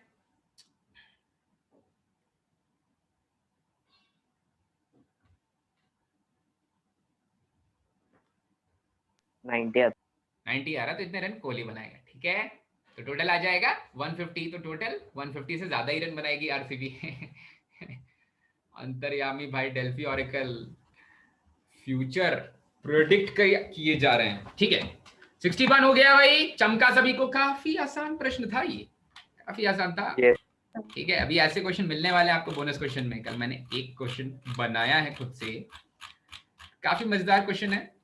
Question number 60 is done, question number 61 और उसके बाद नहीं 61 इज डन, क्वेश्चन नंबर 62 पे आ जाते हैं और उसके बाद सीधा 70th क्वेश्चन है डाउट में। बोल रहा है 10 लड़कियां हैं, 8 लड़के हैं और एक क्लासरूम में बैठे हुए हैं, जिनमें से एक का नाम है रवि, रानी और राधा। ठीक है, तो काफी यूनिफॉर्मिटी मेंटेन की है उन्होंने अपने नामों में भी। आंसर 315 में रहा है, पीछे 15 दिया है, कहां पे 15 दिया है सर? ऑप्शन ही नहीं है 15 मेरा आंसर। आपका आंसर कौन से क्वेश्चन के लिए बोल रहे हो आप? 62 ना, 62 ना, करते हैं भाई। देखो ये जो तुम्हारे नखरे होते हैं ना भाई, कि ये इससे बात नहीं करेगा, वो उससे बात नहीं करेगा, मैं उससे बात नहीं करूंगी, कट्टी मिट्टी, ये सब जो तुम करते हो, फ्रेंड रिक्वेस्ट भेजते हो, फिर कैंसिल कर देते हो, फिर ब्लॉक कर देते हो, ये सब करना नहीं चाहिए भाई। और यही सब कौन कर रहे हैं? रवि, रानी और राधा एक दूसरे को ब्लॉक करके बैठे हैं भाई। ठीक है, तो केसेस काउंट करते हैं। देखो केसेस यहां पर काउंट करने से पहले 4 केसेस बनेंगे ना इधर। काउंट करते हैं। एक है 10 लड़के और 8 लड़कियां, और चूज करने हैं, नहीं 10 लड़कियां, ओह बेटी बचाओ बेटी पढ़ाओ भाई। यहां पर हैं 10 लड़कियां और 8 लड़के। काफी कंफ्यूजिंग हो सकता है, तो बिल्कुल हैंडल विथ केयर करेंगे। अच्छा, अब बोल रहा है लिस्ट ऑफ स्पीकर्स, ये सब भाषण देने जा रहे हैं, तो किधर भाषण देंगे? स्कूल में देंगे। 8 लड़कियां 6 लड़के होने चाहिए भैया। भाषण देने के लिए 8 लड़कियां और 6 लड़के होने चाहिए। 8 गर्ल्स एंड 6 बॉयज, 8 लड़कियां और 6 लड़के। अच्छा भाई, हाँ काफी मुश्किल तो नहीं है। अच्छा, consider to be prepared, list prepare करना है, मतलब मुझे क्या परम्यूटेट करना ही नहीं कि पहले नंबर पे ये बोलेगा, दूसरे नंबर पे वो बोलेगी, ऐसा परम्यूटेशन करना है क्या? नहीं भाई, केवल लिस्ट प्रिपेयर करना है। मतलब कितने लड़के, कितनी लड़कियां, कौन कौन से लड़के आएंगे, कौन कौन सी लड़कियां आएंगी, कितने कितने तो दिया हुआ है, कौन कौन से लड़के आएंगे उनको चूज करना है। अच्छा, अब देखो, अब कहानी में ट्विस्ट है कि Mr Ravi refuses to speak with Mrs Rani. ठीक है, मिसेस नहीं है, मिस रानी है, ऐसा गलत मत समझना भाई, मिस रानी है वहां पर। ठीक है, गलती से slip of tongue of slip हो गया था। तो देखो रवि, रानी, राधा जो भी है सब, तुमने वो गाना सुना है क्या, राधा तेरी चुनरी, राधा तेरा, ये सब गाने मत सुना। Yes sir. कितने घटिया गाने हैं। अच्छा, सो एक काम करता हूं, मैं रवि को ए बोल देता हूं, रवि को ए बोल देता हूं क्योंकि काफी कंफ्यूजन है, आर आर आर। अच्छा, सो रवि का नाम मैंने रख लिया, रवि को मैंने ए बोला, रानी को मैंने बी बोला, और राधा को मैंने सी बोला। रवि को ए, रानी को बी, राधा को सी। ठीक है, लास्ट वाले से शुरू करना है, लास्ट वाले से शुरू करो। अब देखो पहले तो कहानी क्या बोल रहा है कि रवि को रानी के साथ नहीं बोलना है भाई। रवि मतलब ए, इसको रिप्रेजेंट नहीं किया जा सकता, तो ए को बी के साथ नहीं बोलना है। Ravi refuses speak with Rani, speaker Mrs, और मिस रानी फिर राधा जो स्पीकर। रानी तब नहीं बोलेगी जब राधा बोलेगी तो, अच्छा रानी तब नहीं बोलेगी जब राधा बोलेगी तो, ठीक है, राधा बोलेगी तो, रानी तब नहीं बोलेगी जब राधा बोलेगी तो। ठीक है, तो केसेस मैं 2 बनाता हूं इसमें। कौन कौन से केसेस हैं? सर एक बार राधा आएगी तब, राधा जब बोलेगी और राधा जब नहीं बोलेगी, फिर उल्टा उल्टा जाते हैं। राधा जब बोलेगी तो राधा क्या बोलेगी? ओके, राधा जब बोलेगी के कितने केसेस बनेंगे, मतलब राधा बोल रही है, हाँ। और राधा जब नहीं बोल रही है कि कितने केसेस बनेंगे। ठीक है, काफी इंटरेस्टिंग सिचुएशन, काफी इंटरेस्टिंग मूवमेंट पे फंसे हुए हैं हम कि राधा को ले या ना ले। ठीक है, ओके, तो जब राधा एज अ स्पीकर हमने चूज कर लिया, Radha as a speaker choose कर लिया, तो रानी नहीं बोलेगी। रानी नहीं बोल रही है क्या बेचारी? फिर अभी नहीं बोलेगी। Refuses to speak when Radha is a speaker. जब Radha as a speaker choose कर लिया तो रानी नहीं बोलेगी, ठीक है। तो बच कितनी लड़कियां गई भाई? राधा को तो ऐसे एज इट इज चूज कर लिया था, तो अभी मुझे चाहिए थी 7 लड़कियां आउट ऑफ 9 लड़कियां। और कौन नहीं बोल रहा है? रानी नहीं बोल रही, 8C7 आएगा। हाँ, थोड़ा थोड़ा आराम से करते हैं।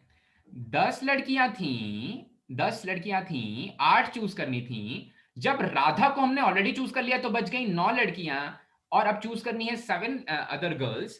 पर इन 7 अदर गर्ल्स में, अब ये 9 लड़कियों में से जब 7 अदर गर्ल्स चूज कर रहे हैं तो रानी को चूज नहीं करना है, ठीक है। तो मतलब मेरे पास एक्चुअली बच कितनी लड़कियां गई?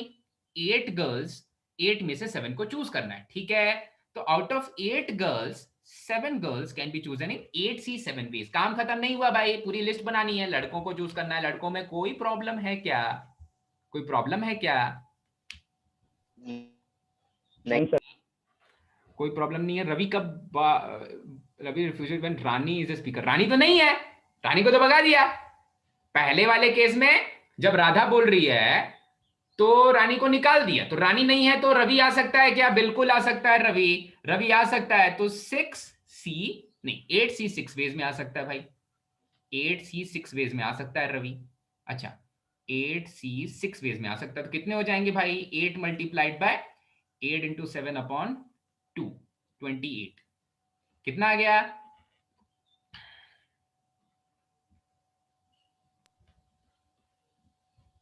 कुछ गड़बड़ किया क्या? 280 - 56, 224, ठीक है।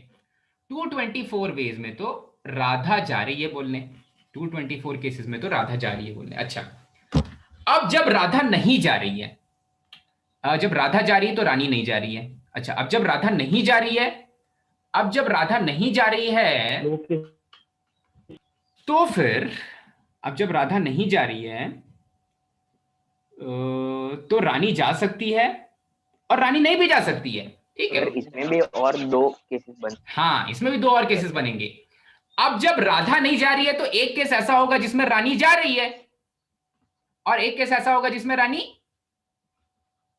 नहीं जा रही है।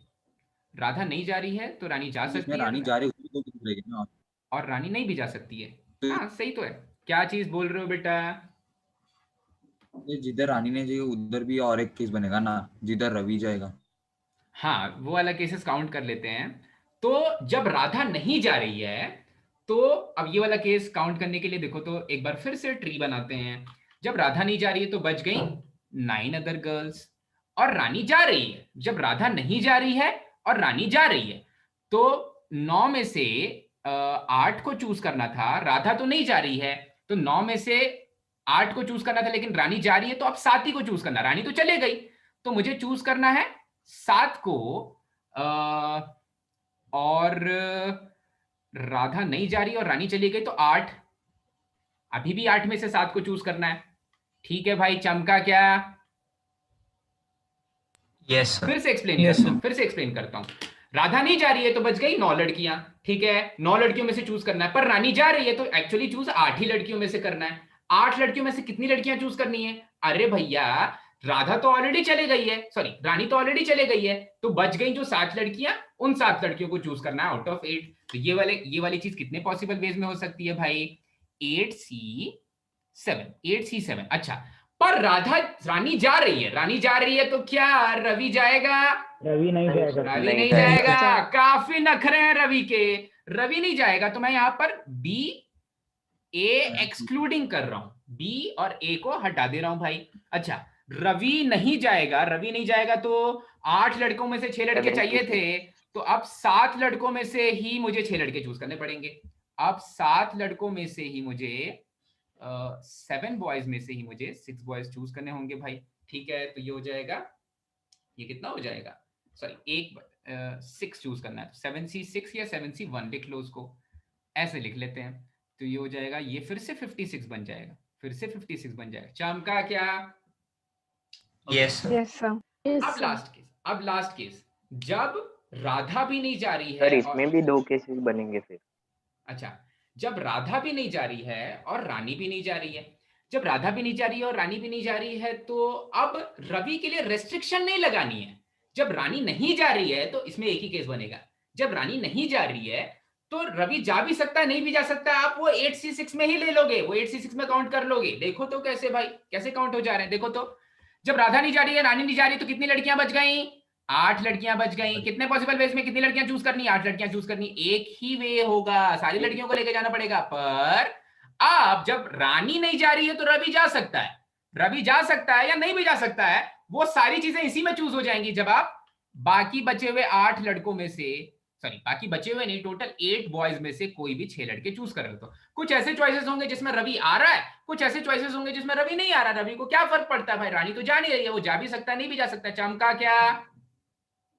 Yes sir. अच्छा समझ में आया? ठीक है, तो इसका आंसर आ जाएगा 28, 56, 224। तो ये दे देगा आपको 6, 50, 80, 308। ठीक है भाई, चेक कर लो आंसर।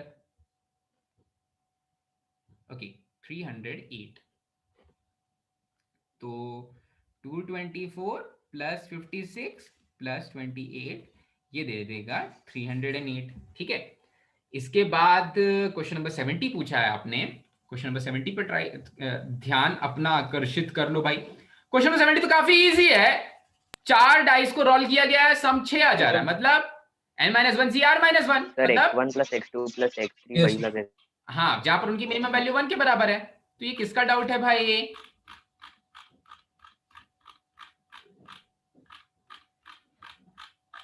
सर मेरा था, वो कंफ्यूज हुआ था थोड़ा मुझे। हाँ, आपको क्या कंफ्यूजन हुआ था?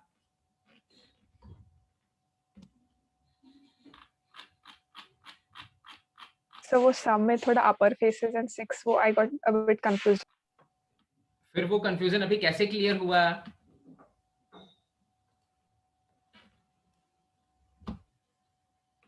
लाइक केसेस हम x1 + x2 + x3 + x4 = 6 लेके करेंगे।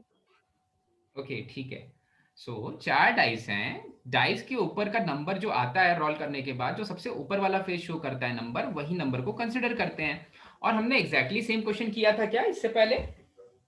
एग्जैक्टली सेम तो नहीं, पर वो 4 dice are rolled and sum is 13 किया था हमने। तो वैसा ही ये क्वेश्चन है, 4 dice are rolled and sum is 6।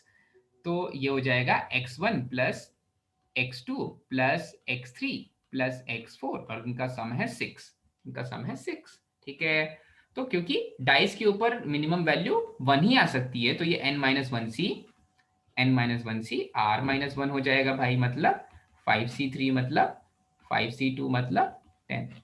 ठीक है, चमका भाई, अच्छे समझ में आ गया? यस। ठीक है, चलो कुछ और क्वेश्चंस कर लेते हैं भाई, कुछ और क्वेश्चंस करते हैं। तो एक क्वेश्चन है,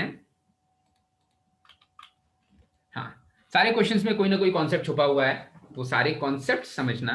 ठीक है, ये क्वेश्चन है late a is equals to a set of all x such that x is a prime number less than 30. X is a prime number less than 30. Okay, the number of different rational numbers, the number of different rational numbers whose numerator and denominator belong to a, whose numerator and denominator belong to a r। ठीक है, options भी ले लो, एक option है 90, एक option है 91, एक option है 180 और एक ऑप्शन है नन। ओके ठीक है, तो अब सबसे इंपॉर्टेंट चीज क्या होगी भाई? प्राइम नंबर्स लेस देन 30 पहले निकालने पड़ेंगे। प्राइम नंबर्स लेस देन 30, और एक रैशनल नंबर क्या होता है आपको पता है? p/q, p not equals HCF of PQ 1 के बराबर not q not equals to 0, वो सब कहानी पता है ना भाई आपको। तो ऐसे नंबर्स बनाने हैं। अच्छा, क्या वो रैशनल नंबर 1 हो सकता है?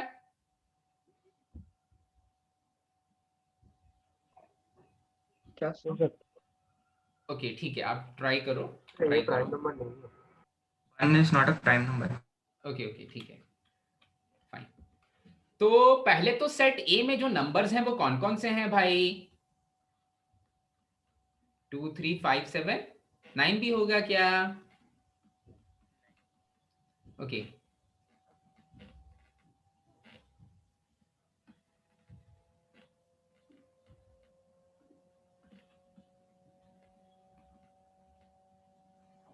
ओके। सर आपने क्वेश्चन पूछा कि वो नंबर 1 हो सकता है कि नहीं, P by Q 1 हो सकता है कि नहीं आपने पूछा। सर हो सकता है when P and Q are equal। हो सकता है, ठीक है। चलो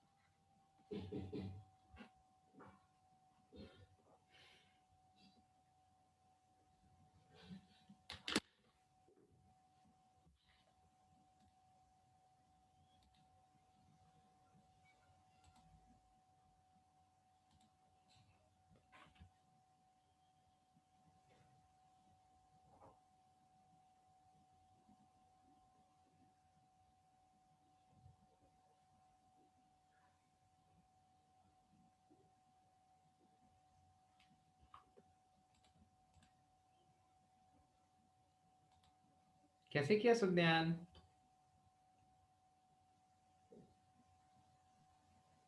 सो न्यूमरेटर में 10 में से कोई एक आ सकता है, सो ए सेट में से सैन 1 नहीं आ सकता, इसलिए डिनोमिनेटर में सिमिलर नंबर नहीं आ सकता, इसलिए 9 में से एक चूज कर सकते हैं। ठीक है चल, वैसे आंसर में थोड़ा सा तेरा अप्रोच बिल्कुल सही है, बस एक चीज मिस कर दी है तूने।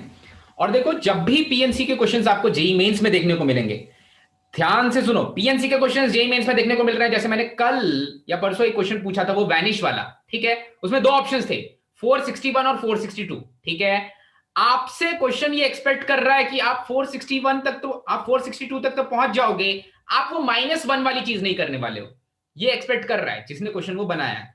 वैसे ही अगर 90-91 है ना, तो आप ये समझ लो कि क्रिटिकल थिंकिंग यहां पर कहीं ना कहीं आएगी, 90 होगा या 91 होगा। कोई एक चीज आप मिस करोगे तो हो सकता है 91 आ जाए, या कोई चीज आप कोई चीज आप इंक्लूड कर लोगे तो 91 आ जाएगा, कोई एक चीज मिस करोगे तो 90 आ जाएगा, ठीक है। अब रैशनल नंबर बनाना है, ऑब्वियसली डिफरेंट रैशनल नंबर्स बनाना है, तो आपको क्या करना है? आपको ये जितने भी कितने टर्म्स हैं भाई, 2 3 5 7 4 4 8 1 9 डिस्टिंक्ट टर्म्स है ना भाई। तो 9 डिस्टिंक्ट टर्म्स में से हाँ बोलो बेटा। 19 सर 19 मिस किया आपने। 19 मिस हो गया, तो टोटल 10 डिस्टिंक्ट टर्म्स हाँ हैं। Sir. Total 10 distinct terms, sorry 10 लिख दिया, टोटल 10 डिस्टिंक्ट टर्म्स हैं। एक बार मैं फिर से काउंट कर लेता हूं, 4 4 8 2 10, हाँ टोटल 10 डिस्टिंक्ट टर्म्स हैं। ओके, तो मैं क्या करने वाला हूं, इन 10 डिस्टिंक्ट टर्म्स में से कोई भी दो चूज कर लूं, कोई भी दो चूज कर लूं। तो जैसे 23/29 या 29/23, ये दोनों रैशनल नंबर्स बन सकते हैं, उन दोनों का एचसीएफ अभी भी 1 होगा, ठीक है। तो 10 में से दो कोई भी नंबर्स मैंने चूज कर लिए और फिर उनको फैक्टोरियल 2 वेज में परम्यूटेट कर दिया भाई, ठीक है। तो ये तो टोटल नंबर्स बन सकते हैं, पर आपके जो चॉइसेस हैं उनमें रेस्ट्रिक्शन नहीं लगाया भाई। उन्होंने बोला कितने डिफरेंट रैशनल नंबर्स बनने चाहिए, न्यूमरेटर और डिनोमिनेटर अलग अलग होने चाहिए, ये नहीं बोल रहा है। तो मतलब आप 5 और 5 भी चूज कर सकते हो, आप 7 और 7 भी चूज कर सकते हो, आप 11 और 11 भी चूज कर सकते हो, आप 23 और 23 भी चूज कर सकते हो। तो इनसे जो अलग रैशनल नंबर बनने, इनके अलावा जो एक और रैशनल नंबर है जिसको हम काउंट नहीं कर रहे थे, जो बनने वाला है वो होगा 1। ठीक है, क्योंकि 5 by 5 will give me 1, 7 by 7 will give me 1, 11 by 11 will give me 1। तो ये सारे के सारे रैशनल नंबर्स प्लस एक और रैशनल नंबर 1। ठीक है, total number of rational numbers आ जाएंगे। चमका क्या? यस तो क्रिटिकल चीज क्या होती तो है? एक बार फिर से समझाना प्लीज। हाँ, मैं ऐसा बोल रहा हूँ कि ऐसे कितने रैशनल नंबर्स बन सकते हैं इन सारे के सारे नंबर्स को यूज करके। तो मैं क्या करने वाला हूँ, इनमें से कोई भी 2 नंबर चूज करने वाला हूँ। नंबर ऊपर नीचे, नीचे ऊपर दोनों हो सकते हैं। तो मैंने 2 नंबर्स चूज किए, ऊपर नीचे, नीचे ऊपर दोनों हो गए, तब भी तो उनका HCF 1 होगा, Q नॉट इक्वल्स टू 0 होगा, P बाई Q के फॉर्म में होंगे। पर ऐसा थोड़ी ना बोला है कि यार न्यूमरेटर और डिनोमिनेटर अलग अलग होने चाहिए। अगर न्यूमरेटर और डिनोमिनेटर सेम हो जाएंगे तब भी तो एक रैशनल नंबर 1 बनने वाला है ना भाई। अगर 19 by 19 करोगे तो वो भी तो एक रैशनल नंबर 1 मिलने वाला है।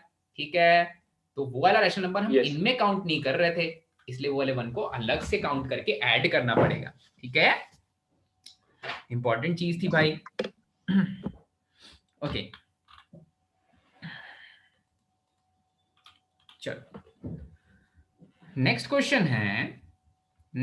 है, ये बहुत इंपॉर्टेंट फॉर्म है, पूछा नहीं गया अभी तक एग्जाम में। तो ऐसे वाले फॉर्म्स, ये वाले जो क्वेश्चंस कर रहे हैं, ज्यादा इंपॉर्टेंस इनकी इसलिए क्योंकि ये इस साल, इस आने वाले साल में ये क्वेश्चंस आ सकते हैं। ठीक है, तो मैं भी ऐसा बोलता हूं कि मेरे पास एक सीक्वेंस है, एक इक्वेशन है, वो है k मल्टीप्लाइड बाय 2021 का होल स्क्वायर। ठीक है, मल्टीप्लाइड बाय 2021 का whole square minus 1 square, multiplied by 2021 का whole square minus 2 square, multiplied by 2021 का whole square minus 3 square, multiplied by so on 2021 का whole square minus 4 square up to, ये multiplication चलता गया up to 2021 का whole square minus 2020 का whole square. ठीक है, और इसकी वैल्यू बोल रहा है फैक्टोरियल r के बराबर है। इसकी वैल्यू अगर फैक्टोरियल r के बराबर है, ठीक है, तो find the least value of k, then find the least value of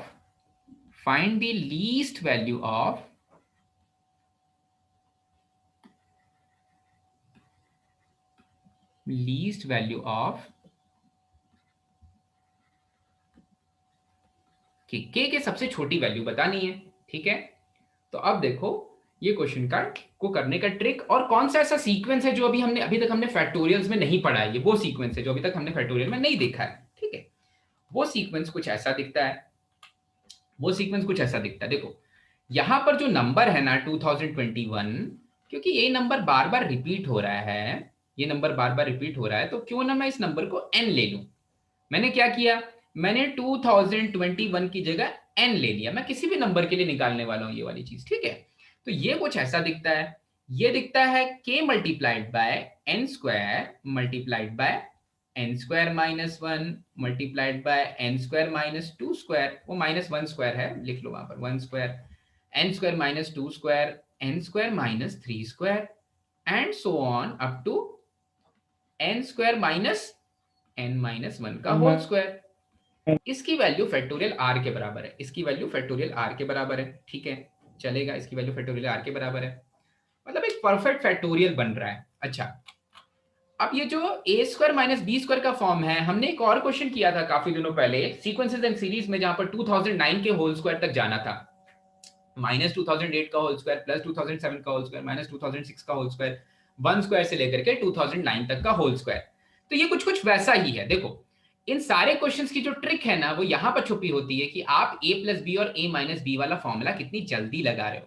ठीक है, यहां पर ये जो लिखा हुआ k है, इसको n स्क्वायर से मल्टीप्लाई कर रहे हैं। इसमें अगर इसके बाद सारे टर्म्स में a प्लस बी और a माइनस बी का फॉर्म लगाएंगे तो ये कुछ ऐसा बनेगा, n प्लस 1 n माइनस 1, ये बनेगा n प्लस 2 n माइनस 2, ये बनेगा n प्लस 3 n माइनस 3। ठीक है, अप टू, ये आगे बढ़ता जाएगा बढ़ता जाएगा बढ़ता जाएगा, और लास्ट वाला होगा n plus n minus 1 into a plus b into a minus b, n minus n plus 1 is equals to factorial r। ठीक है, यहाँ पर मैंने हर जगह पर a plus b into a minus b वाला फॉर्मूला यूज किया है। ठीक है, आई गेस ये वाली चीज सभी को समझ में आ रही होगी, a plus b into a minus b वाला फॉर्मूला यूज किया है भाई। और वो n प्लस 1 फैक्टोरियल तक जाएगा, n प्लस n फैक्टोरियल तक जाएगा। हाँ, वही वाली चीज काउंट करते हैं। अभी देखना, बिल्कुल सही बोला ऋषिकेश ने, बिल्कुल सही बोला। उल्टा देखो, देखो अभी ध्यान से देखना, अभी कोई कुछ लिखेगा नहीं, लिख लिया है तभी मैं आगे बढ़ूंगा। सभी ने लिख लिया ना भाई? हाँ, सभी ने लिख लिया है, सभी ने लिख लिया है, सभी ने लिख लिया है।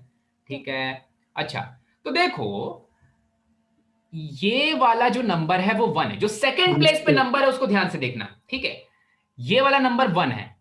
कहां से शुरू छोटा होना शुरू हुआ, n माइनस 1, फिर n माइनस 2 बना, फिर n माइनस 3 बना, और छोटा होते होते 1 तक पहुंच गया। ठीक है, तो 1 के जस्ट पहले वाला नंबर क्या होगा, 2 होगा। 1 के जस्ट पहले वाला नंबर 2 होगा। उससे जस्ट बड़ा नंबर क्या होगा, जो येलो वाले प्लेसेस पे हैं, जो इवन प्लेसेस पे है नंबर, 3 होंगे, फिर 4 होगा, फिर 5 होगा, फिर 6 होगा। कहां तक बढ़ता जाएगा, n माइनस 1 तक। ठीक है, n माइनस 1 तक बड़ा होता जाएगा। अच्छा, उसके बाद जो ऑड प्लेसेस पे नंबर है वो है n plus 1, n plus 2, n plus 3 से लेकर के 2n माइनस 1 तक। दिख रहा है भाई, दिख रहा है? yes. तो वो भी फैक्टोरियल के फॉर्म में। फिर से सोचो, फिर से सुनो, n माइनस 1 से छोटा होता होता 1 तक पहुंच गया, तो 1 से बड़ा होता होता 1, 2, 3, 4 से लेकर के n माइनस 1 तक गया होगा, और फिर n plus 1, n plus 2, n plus 3 से बड़ा होता होता 2n माइनस 1 तक गया होगा। ठीक है, तो अभी इसको एक और चीज चाहिए, इंक्रीजिंग और एक डिक्रीजिंग, हमको उधर क्रिएट करना पड़ेगा एक n फैक्टोरियल। हाँ, हमको क्रिएट करना पड़ेगा अभी के लिए। कौन सा परफेक्ट फैक्टोरियल क्रिएट हो रहा है, k की सबसे छोटी वैल्यू जिसके लिए कोई परफेक्ट फैक्टोरियल क्रिएट हो रहा है। तो देखो, तो अभी ये जो भी सीक्वेंस है 1 से लेकर के n माइनस 1 और फिर n प्लस 1 से लेकर के 2n माइनस 1 के बीच में, इसको एक चीज की जरूरत है। किस चीज की जरूरत है भाई? n की जरूरत है, एक n की जरूरत है। ठीक है, तो मैं क्या करने वाला हूं, ये kn स्क्वायर है ना, इसमें से एक n इसको देने वाला हूं।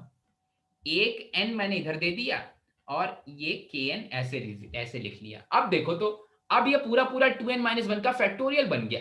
देखो तो, इस वाली चीज को भी इंक्लूड कर लो, n को भी इंक्लूड कर लो, तो 1 से लेकर के n तक, फिर n प्लस 1 से लेकर के 2n माइनस 1 तक, ये पूरा का पूरा मिलकर के क्या बन गया भाई?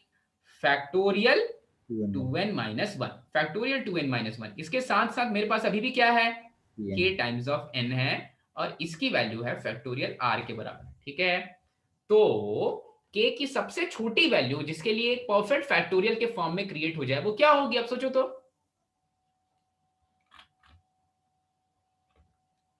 अगर मुझे एक परफेक्ट फैक्टोरियल क्रिएट करना है तो 2n माइनस 1 से बड़ा ही वो परफेक्ट फैक्टोरियल हो सकता है। ठीक है, क्योंकि एक नए नंबर को मैं उसमें मल्टीप्लाई करने वाला हूं। तो अगर k की वैल्यू 2 हो जाए, 2 होना चाहिए। हाँ, k की वैल्यू 2 होनी चाहिए, तो 2n को मैं मल्टीप्लाई करूंगा जब 2n माइनस 1 फैक्टोरियल से, तो आउटपुट आ जाएगा फैक्टोरियल 2n, और ये फैक्टोरियल 2n ही मेरा फैक्टोरियल r रहेगा। तो k की मिनिमम वैल्यू क्या हो जाएगी, लीस्ट वैल्यू ऑफ k हो जाएगी 2। ठीक है, k इज इक्वल टू 2 के लिए परफेक्ट फैक्टोरियल के फॉर्म में क्रिएट हो जाएगा। ठीक है, अब आपको सीखने वाली चीज क्या है भाई, जब भी आप अपने कंसेक्यूटिव इंटीजर्स में से, सॉरी, जब भी आप ये परफेक्ट स्क्वायर्स के फॉर्म में a प्लस बी और a minus b, perfect squares नहीं, a प्लस बी और a माइनस बी का फॉर्म बनाते हो, और उसमें पहले वाले टर्म को सेम रखते हो, पहले वाले टर्म को सेम रखते हो, और दूसरे वाले टर्म को एक एक डिक्रीज करते जाते हो 1 से लेकर के उसके एक छोटे टर्म तक, तो कहीं ना कहीं उसके पीछे एक फैक्टोरियल छुपा होता है, कहीं ना कहीं यहाँ पर एक फैक्टोरियल छुपा हुआ है। ठीक है चमका भाई? Yes sir, yes sir. Last step एक बार चीज, लास्ट स्टेप एक और एक बार समझो। लास्ट स्टेप में अगर मैं k की वैल्यू 2 ले लूंगा तो 2n फैक्टोरियल 2n माइनस 1 से मल्टीप्लाई हो जाएगा, तो वो फैक्टोरियल 2n बना देगा, और वही मेरा RHS है। RHS में एक परफेक्ट फैक्टोरियल बना हुआ है, RHS में एक परफेक्ट फैक्टोरियल बना हुआ है, तो RHS का परफेक्ट फैक्टोरियल LHS के किसी भी फैक्टोरियल के बराबर हो सकता है, लेकिन k की मिनिमम वैल्यू क्या होनी चाहिए, k की मिनिमम वैल्यू 2 हो जानी चाहिए। तो अगर 2 से मल्टीप्लाई करोगे तब वो फैक्टोरियल 2n बन जाएगा भाई। Okay fine. नेक्स्ट जो क्वेश्चन है, ओके बाकी सभी को समझ में आ गया? Yes sir. Yes sir. Yes okay ठीक है। हाँ इसके बाद नेक्स्ट क्वेश्चन है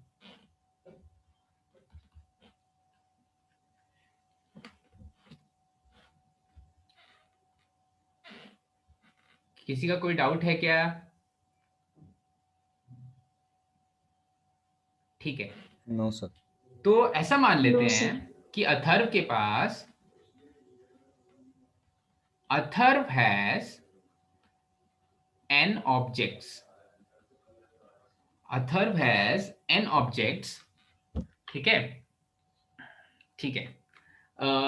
each of weight w, each of weight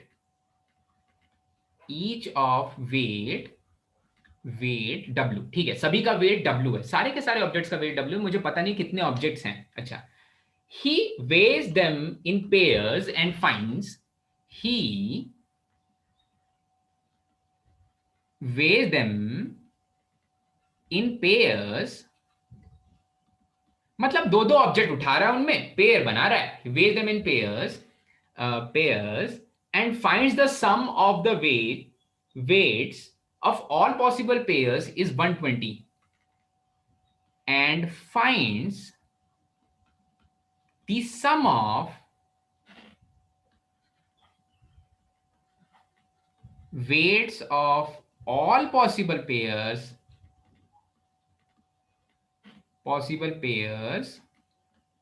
as 120, ठीक है। अच्छा, इसके बाद बोल रहा है when his friend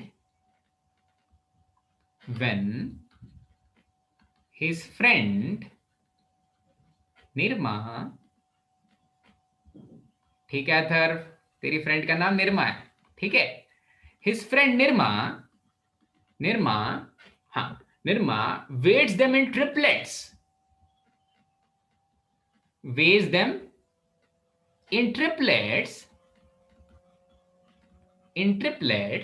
the sum of all possible weights is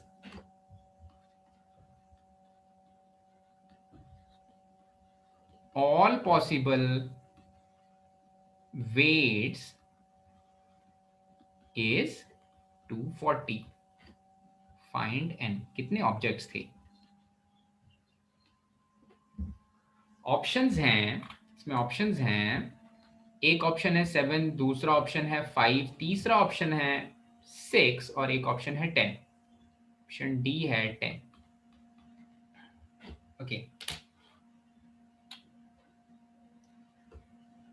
तो ऑब्जेक्ट्स अलग अलग हैं, उनका वेट सेम है, इस चीज को समझो, ऑब्जेक्ट्स का वेट सेम है पर ऑब्जेक्ट्स अलग अलग हैं, ठीक है, और वो उनमें से दो दो पेयर्स ले रहा है, उन एंड डिस्टिंक्ट ऑब्जेक्ट्स में से दो दो पेयर्स ले रहा है, ठीक है, और दो दो पेयर्स का जो दो दो पेयर्स में जब डिवाइड कर रहा है तो जो फाइनल सम आ रहा है वो 120 आ जा रहा है, फाइनल सम आ रहा है वो नंबर ऑफ वेट से वो वेट मल्टीप्लाई करना पड़ेगा ना, क्या नंबर ऑफ वेट से वेट मल्टीप्लाई करना पड़ेगा, then will get the total weight that will be equal to 120।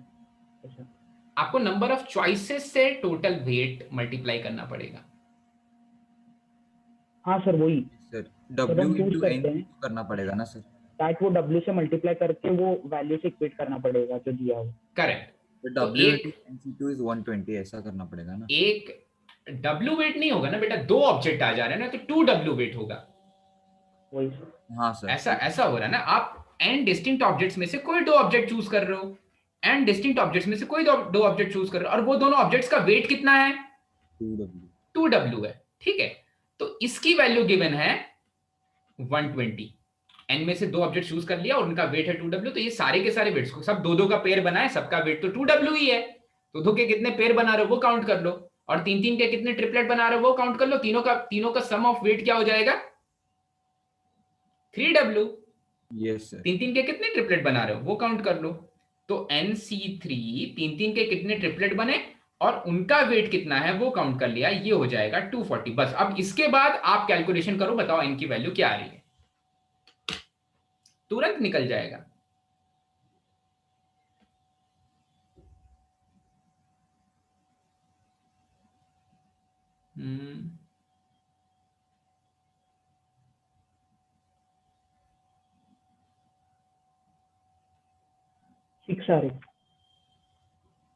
किसका आ गया भाई? मेरा आ गया। मेरा किसका? ऋषिकेश। ऋषिकेश बोल तो बेटा, कैसे कैसे किया फिर? सर वो इक्वेशंस को डिवाइड कर देंगे, then will get that formula. NC3 upon NC2 multiplied by 3 is 2। फिर क्या किया? 3/2 आएगा ना सर? 3/, अच्छा 3/2 आ जाएगा। हाँ एक 2 मिस कर दिया मैंने। तो n-2 अपॉन 3 आ जाएगा ना? n-2 अपॉन 3 कैसे आ रहा है? n plus r-1 upon r। Okay so n -2 divided by 3 multiplied by 3 upon 2 is equals to 2। ठीक है, तो ये आ जाएगा n -2 is equals to 4, n is equals to 6। ठीक है भाई, चमका क्या? Yes sir. ठीक है, इसमें कुछ सीखने वाला नहीं था, ये वाला क्वेश्चन था जिसमें कुछ सीखने वाला था। ये इसलिए दिया क्योंकि वेट्स एक अलग अलग वेरिएबल जैसा दिख रहा है पर वो वेरिएबल कैंसिल हो जाता है। ठीक है, अब नेक्स्ट वाला जो क्वेश्चन है इसमें काफी कुछ सीखने वाला है, बहुत इंपॉर्टेंट क्वेश्चन है, काफी कुछ सीखने वाला है। ठीक है, तो थोड़ा सा ध्यान देना। यहां पर फिर से वही केस है कि मेरे पास जो ऑब्जेक्ट्स दिए हुए हैं जो मेरे डोमेन में है, मैं उनको कितने भी पॉसिबल वेज में अरेंज कर सकता हूं अपने अकॉर्डिंग। ठीक है, कैसी भी अरेंजमेंट दे सकता हूं। तो ये वाली चीज सोचना और ये वाला क्वेश्चन ट्राई करते हैं भाई। ओके, यहां पर बोल रहा है the number of rational numbers lying in the interval, the number of rational numbers lying in the interval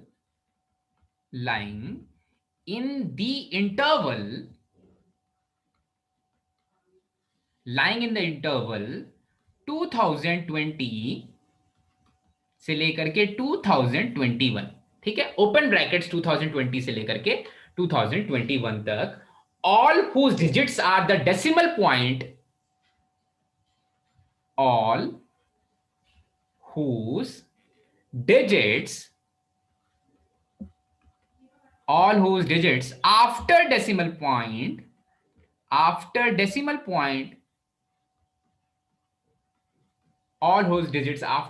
point are non-zero and are in decreasing order,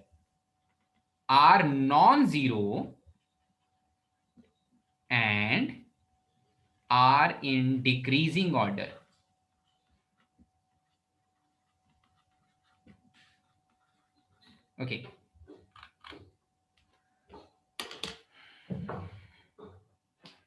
सो अगर रैशनल नंबर है तो उसका डेसिमल एक्सपेंशन कैसा होता है?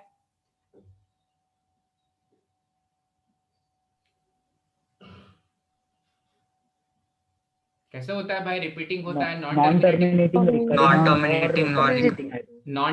Non repeating. ओके ठीक है, अब यहाँ पर कंडीशन क्या दिया है कि वो डिक्रीजिंग ऑर्डर में होने चाहिए, अच्छा चलो ये वाली चीज भी सेटिस्फाई करनी चाहिए।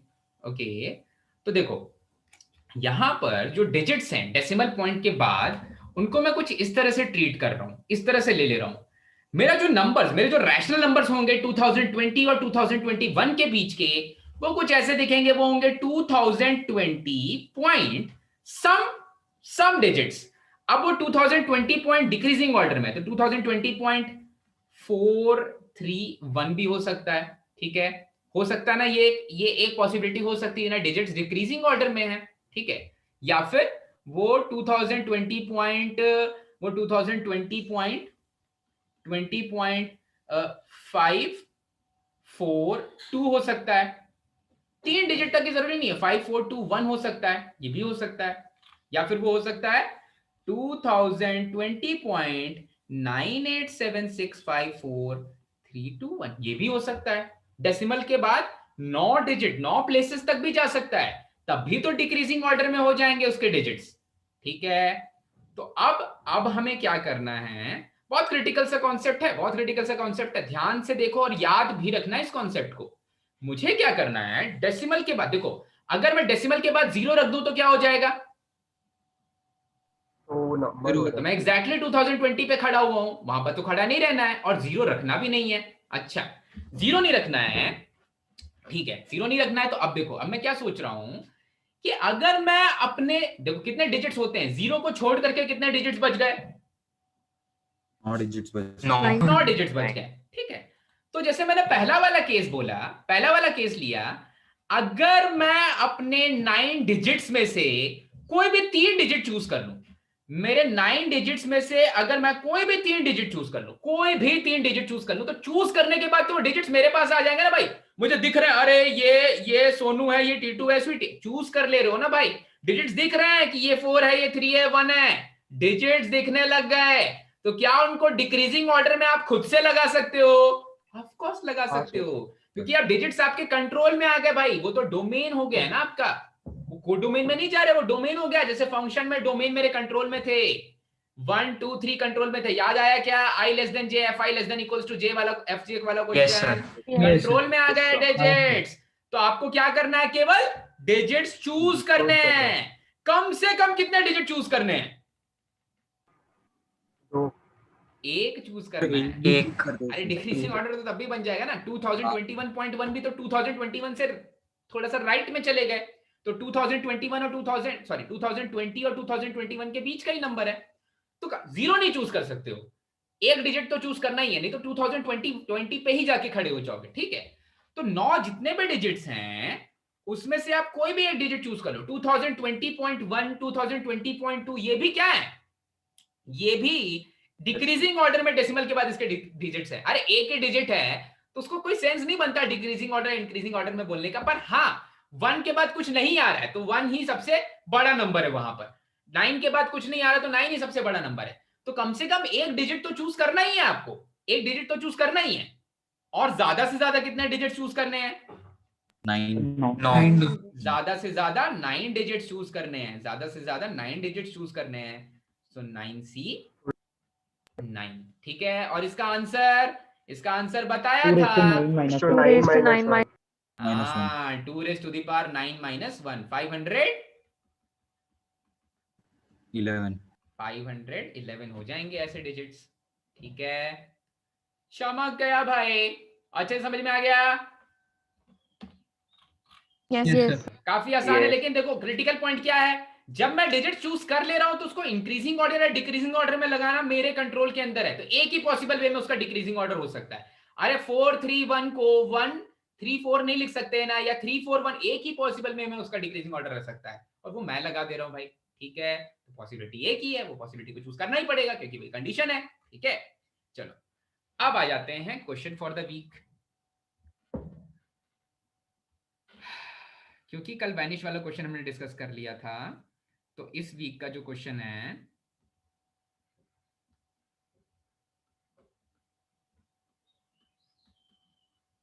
काफी इंटरेस्टिंग है। ओके, ये क्वेश्चन कॉम्बिनेट्रिक्स से रिलेटेड है, मैं बोल रहा हूं S इज इक्वल्स टू थोड़ा लंबा है, 1 प्लस 2020, ठीक है 1 plus 2020 multiplied by 1 plus 2020 divided by 2 multiplied by 1 plus 2020 divided by 3, okay, multiplied by 1 plus 2020 divided by 4 multiplied by, and so on up to the last term will be, the last term is 1 plus 2020 divided by 2021। ठीक है, ये वाली चीज, this whole thing divided by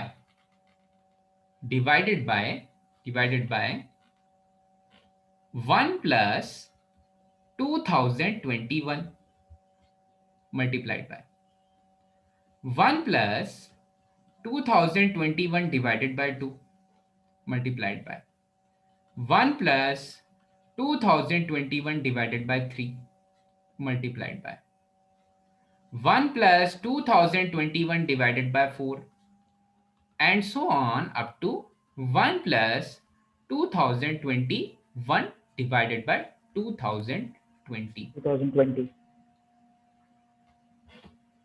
ठीक है, तो ये question आप ट्राई करोगे इस हफ्ते, लास्ट क्लास में डिस्कस करेंगे। आसान है। एक चीज समझ लो, ऊपर वाले में जितने टर्म्स हैं और नीचे वाले में जितने टर्म्स हैं क्या बराबर हैं? नहीं सर, दो नहीं है। नहीं सर, ऊपर वाले में है 1 से लेकर के 2021 तक 2021 टर्म्स, नीचे में है 1 से लेकर के 2020 तक 2020 टर्म्स। तो ऊपर और नीचे में अलग अलग नंबर ऑफ टर्म्स हैं। इतना तो चमक रहा है ना भाई? यस यस, ठीक है ठीक है, ट्राई करना भाई, आसान है, बहुत आसान क्वेश्चन है। ठीक है, चलो मिलते हैं नेक्स्ट क्लास में। कल हमारी क्लास है क्या? यस सर, सुबह है ना? ठीक है, कल से प्रॉब्लम सॉल्विंग क्लासेस होंगी। मोस्टली कुछ कॉन्सेप्ट्स पढ़ाने वाले हैं, तो अगर आप चाहो तो आप स्किप कर सकते हो, पीएसएस की क्लास होगी। ठीक है, ओके, स्टॉप रिकॉर्ड।